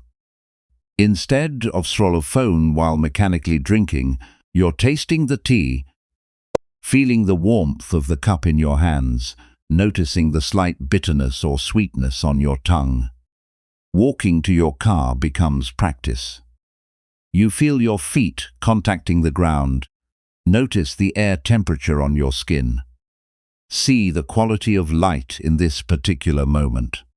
Washing your hands becomes ceremony, the feeling of water, the sensation of soap, the movements of your hands, all of it given your full attention instead of being done, while your mind races ahead to the next task. You're not doing these things differently. You're present while you're doing them. That's the only difference. And it's the difference that changes everything. We've automated so much of our lives, going through motions, performing tasks, checking boxes, all while being mentally somewhere else entirely. Then we wonder why life feels empty, why we feel disconnected, why even pleasant experiences feel hollow. But life isn't empty. We're absent. Life is happening with or without our attention. The water is still refreshing your body, whether you notice or not. The light is still illuminating your room, whether you see it or not. But when you're absent, when you're lost in thought, you miss the actual experience of being alive. You arrive at evening and realize you weren't really present for any of it. The day happened, but you weren't quite there. You were busy planning, worrying, remembering, analyzing anything but actually being here. This practice of enjoying the simple isn't about making ordinary things special or putting them on a pedestal. It's about recognizing that ordinary is special. Every moment is the only moment of its kind that will ever exist. This sip of water happens once. This quality of morning light appears once. This breath moves through you once. You can have another sip, another morning, another breath, but not this one again. When you really understand that, really feel it, ordinary moments become precious. Not because you're making them special, but because you're recognizing what they actually are. Unique, unrepeatable, fleeting. The Japanese have a concept called monoa, a gentle sadness at the impermanence of things, combined with appreciation for their transient beauty. Cherry blossoms are treasured, partly because they bloom so briefly. Their beauty is inseparable from their impermanence. Your morning is like that. This particular morning will never come again. You can have other mornings, but not this one. That reality, when you let yourself feel it, makes even the simplest moment worth your full attention. You'll forget this practice constantly. That's not a problem. It's reality. You'll rush through your morning, automate your movements, arrive at work without remembering the drive, and then maybe at lunchtime, maybe in the afternoon, you'll take a bite of food and suddenly taste it, really taste it. All the flavors distinct and present, the texture, the temperature, the experience of eating suddenly vivid and immediate, that moment of remembering, of waking up to the present. That's grace. You don't have to be hard on yourself for all the moments you missed. Just notice this moment of presence, be grateful for it, and continue. The practice isn't maintaining perfect awareness every second. It's repeatedly returning to presence, repeatedly remembering that life is here now, not somewhere else later. Each morning when you practice this, really tasting your water, really seeing your light, really hearing your sounds, you're strengthening something in yourself. Not through force or discipline, but through gentle repetition. You're training your attention to recognize and appreciate what's actually here, instead of constantly searching for something better somewhere else. Over time, this becomes more natural, less effortful. Presence becomes your default, rather than something you have to work hard to achieve. But even after years of practice, you'll still forget sometimes, still sleepwalk through moments, still get lost in thought, still miss the simple beauty of what's right in front of you. That's part of being human. The practice is just returning again and again with patience and without judgment. Each return is valuable. Each moment of presence is complete in itself. This quality of attention you're cultivating with simple things, the water, the light, the sounds, naturally extends into how you move through space. When you're really tasting your water, you're present in your body. And that embodied presence wants to extend into movement, into the sensation of actually inhabiting your body as it moves through the world. Walking, which you do countless times each day, becomes an opportunity for this same practice. Not walking to get somewhere, but walking as a way of being present, of feeling your body in motion, of experiencing each step fully.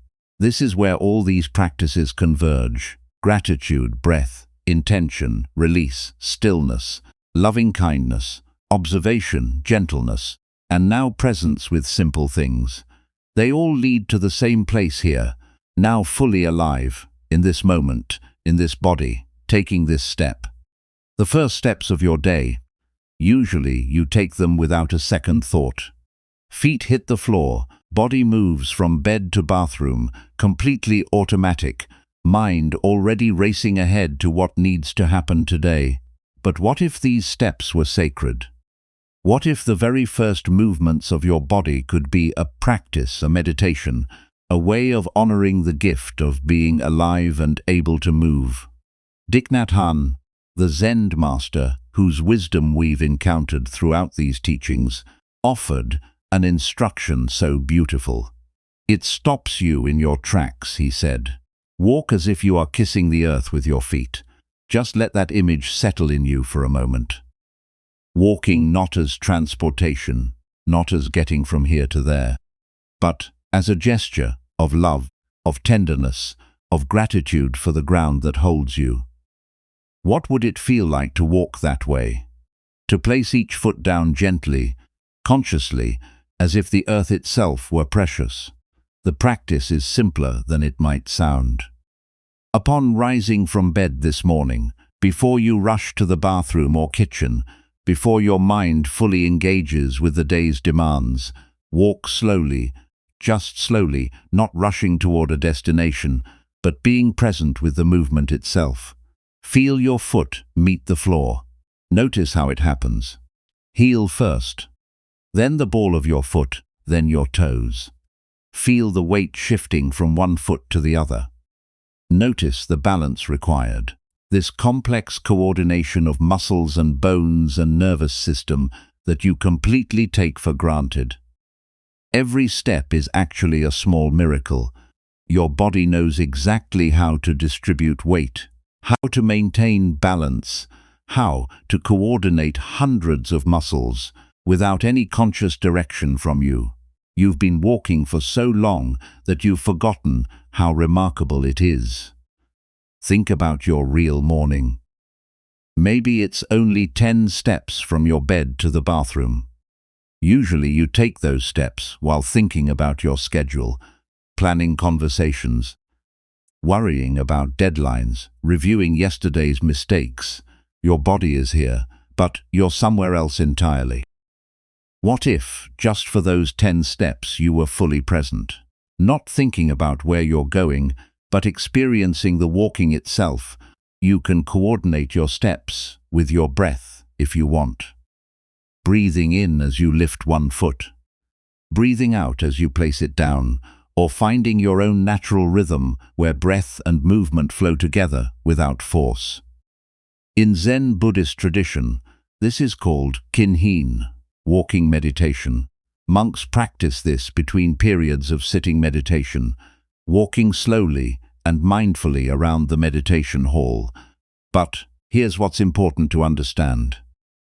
Kinhin isn't a break from meditation. It's not rest between the real practice of sitting. Walking itself is the practice. Sitting is meditation in stillness. Walking is meditation in motion. Both are complete practices on their own. Both are ways of being fully present, fully alive, fully here. You've walked thousands upon thousands of times in your life. But have you ever really walked? Have you felt the extraordinary complexity of what's happening? The signals from brain to muscles. The balance adjustments happening millisecond by millisecond. The coordination of breath and movement and intention. This is what it means to be alive. Not just moving through space, but being conscious of the movement, experiencing it, feeling it from the inside. As you walk, you might silently say to yourself, "I am here, I am alive," not as an affirmation. You're trying to convince yourself of, but as simple recognition of what is here truly. Here in this body, in this moment, in this step. Alive, actually, alive, breathing, moving, experiencing. The Buddha himself walked everywhere. In ancient India, teachers traveled from village to village on foot, and the Buddha spent decades walking the dusty roads, mindful of each step. He taught while walking, meditated while walking, lived his awakened life while walking. His students would later say that all of India was covered in the Buddha's mindful steps, not because he walked more than others, but because he walked differently. Each step fully inhabited, fully conscious, fully present. As you practice this walking, you start discovering something profound. The destination isn't separate from the journey. You're not walking to the bathroom. You're just walking. This moment of walking, this step is complete in itself. It doesn't need to lead anywhere to have value. It's not a means to an end. It simply is. This understanding changes everything, because if this step is complete in itself, then so is this breath, this moment, this instant of being alive. You stop living in perpetual anticipation of something better later and start experiencing what's actually here now. Later in your day, you'll walk to your car, to meetings, to lunch, to countless destinations. You can bring this same presence to any of those walks. Not always. You'll forget more often than you remember at first. Your mind will be planning, worrying, replaying conversations, and suddenly you'll arrive somewhere without remembering the journey at all. That's normal. That's human. But sometimes you'll remember. Maybe halfway to your car, you'll suddenly become aware that you're walking. Your feet are touching ground. Your body is moving through space. You're alive and in motion. That moment of remembering is everything. You arrive at your destination, but you've also arrived in the present moment. You haven't missed the journey. You were there for it. These 10 teachings we've explored together. Do you see how they are all coming together? Now how they all meet in this simple act of walking. You walk with gratitude for legs that carry you, for ground that supports you, for this body that moves. You coordinate your steps with breath, anchoring yourself to the present moment with each inhale and exhale. You carry your intention in your walking, moving slowly, moving consciously, moving with care. You walk without rigid expectations about how it should feel or what should happen. You observe thoughts that arise while walking without being pulled away from the physical sensation of movement. You walk with loving kindness, extending goodwill toward yourself and others even as you move. Maybe there's a gentle smile on your face as you walk. Maybe you're tasting the simple pleasure of movement itself, enjoying the ordinary miracle of one foot in front of the other. And all of this happens in the most ordinary action imaginable. Walking from one room to another. These morning practices aren't preparation for your life. They are your life. You're not doing gratitude practice, so you can then go live your real life later.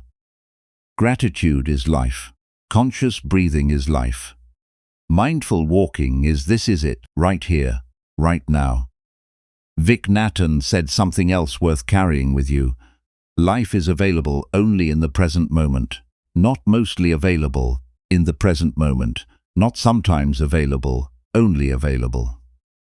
You can remember the past and plan for the future, but you can only actually live right now, and the present moment is available in each step you take. This is the profound ordinariness of Buddhist practice. You're not trying to transcend your ordinary life to escape into some special spiritual realm. You're fully entering the life you already have. The sacred isn't somewhere else waiting for you to achieve enough, or change enough, or become enough to access it. The sacred is here, in this step, in this breath, in this moment of being alive. Your morning walk to the bathroom is as worthy of your full attention as any meditation retreat, any sacred ceremony, any spiritual practice, because it's real. It's happening. It's your actual life unfolding right now. When you walk this way, slowly, consciously, present to each step, you're doing exactly what the Buddha did on those dusty roads in ancient India. You're living an awakened life, not just thinking about awakening, or preparing for it, or hoping for it. Someday you're awake right now in this step. Tomorrow morning, and the morning after. You don't need to do all 10 of these practices perfectly. You don't need to do all 10 at all. Maybe you start with just one. Maybe gratitude, that hand on your heart, that simple thank you before the day begins. Maybe it's these mindful steps, walking slowly and consciously instead of rushing on autopilot. Maybe it's the gentle smile, that small gesture of kindness toward yourself. Whatever calls to you, whatever feels possible right now, that's your beginning. That's enough. You don't need to be perfect at it. You don't need to do it the same way every day. You don't need to never forget, or never get distracted, or never fall back into old patterns. You just need to begin, and then begin again tomorrow and again the day after that. Each morning is a new opportunity, a fresh chance to meet yourself with kindness, to start your day consciously rather than automatically, to choose presence over absence. The practices are simple because truth is simple. We complicate it, we make it difficult. We create elaborate spiritual systems and techniques. But the Buddha's discovery was profoundly simple. Be here, be awake, be kind. Everything else is just different ways of saying the same thing. Different doors into the same room, different paths up the same mountain. These 10 teachings are now planted in your awareness like seeds in soil. Some will take root immediately, sprouting into practices you do daily. Others will lie dormant for a while, before suddenly making sense, before becoming part of your morning rhythm. All of them are available to you whenever you need them.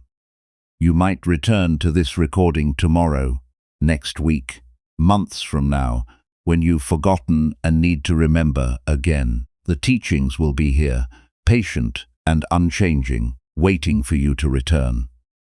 Because that's what practice is, returning, not achieving some permanent state of enlightenment where you never struggle or forget or fall back into unconsciousness. Just returning again and again, with gentleness and without judgment. Each return is complete.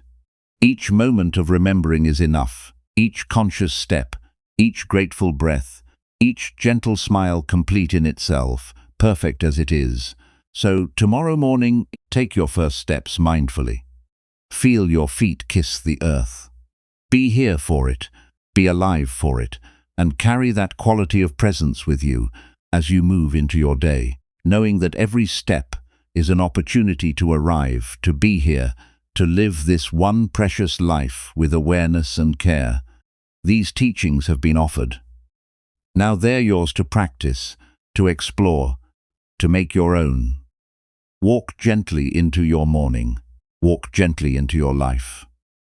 We've walked these 10 teachings together, like following a path through a forest, each teaching a clearing where light comes through differently.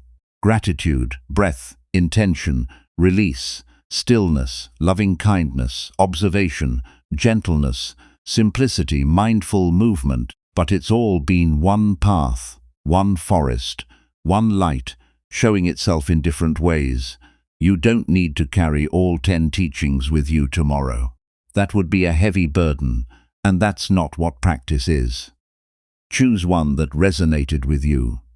Maybe it was gratitude, that simple hand on heart saying thank you. Maybe the gentle smile spoke to you, that small gesture of tenderness toward yourself. Maybe it was these final steps, walking with awareness instead of rushing on autopilot. Whatever called to you, that's your practice tomorrow. Just that one, and that's enough. The Buddha taught 84,000 different Dharma doors.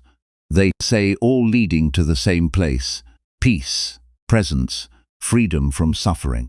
Don't try to walk through every door at once. Find the one that's open for you right now and step through it. Tomorrow morning your alarm will sound, or you'll wake naturally with first light, and you'll have a choice. The old pattern is still there, reaching immediately for your phone, mind racing before you're even fully awake. Day beginning from a place of reactivity and tension. That pattern has groove worn deep from years of repetition. It will still be the easier path. But now, there's another possibility. Hand on heart, one breath, a moment of conscious beginning before the day sweeps you away. This choice isn't made once and then done. It's made every single morning. And here's what's true about practice that nobody talks about enough. You won't be perfect at it. Some mornings you'll forget everything we've explored here. You'll be halfway through your day before you suddenly remember. Oh, I was going to practice gratitude this morning. I was going to breathe consciously. I completely forgot. That's not failure. That's being human. The practice isn't never leaving, never forgetting, never falling back into old patterns. The practice is returning again and again with patience and without harsh judgment, just coming back. In the Buddha's final words to his students before he died, he said something profound. Be a lamp unto yourself. He didn't say follow me blindly, worship me, depend on me for your awakening. He said, find your own light. These teachings are matches I've offered you, but you must strike them yourself. This isn't about becoming a different person. You're not broken and needing to be fixed. You already have what Buddhists call Buddha nature, the capacity for awareness, for peace, for presence. It's already in you, complete and whole. These practices don't create something new. They remove the obscurations like wiping dust from a mirror. The mirror was always clear underneath. Everyone who's listened to these teachings with you across cities and countries and time zones, people you'll never meet, you're all connected by this shared practice. This isn't solitary work, even though you do it alone each morning. There's an invisible web connecting everyone who chooses to begin their day consciously, who practices presence, who walks gently through this life. You're not alone in this. The Dhammapada, one of the Buddha's core teachings, says this: better than 1,000 hollow words is one word that brings peace. You now have 10 words, 10 practices. Even one of them lived fully and sincerely is enough to change everything. So, tomorrow morning when you wake and the day hasn't yet made its demands, remember you have a choice. You have these practices. You have this moment. The morning is a door opening. You can walk through it awake. Thank you for these hours we've spent together, for your willingness to listen, to consider, to maybe try one of these practices tomorrow morning. Your practice matters. You matter. May you wake with peace. May your mornings become sacred, not through grand gestures, but through simple presence.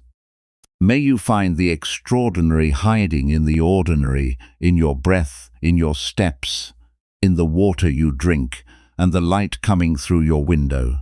May you walk gently through this life. May you be kind to yourself when you forget and patient when you remember. May you know deep in your being that you're already home. The path continues.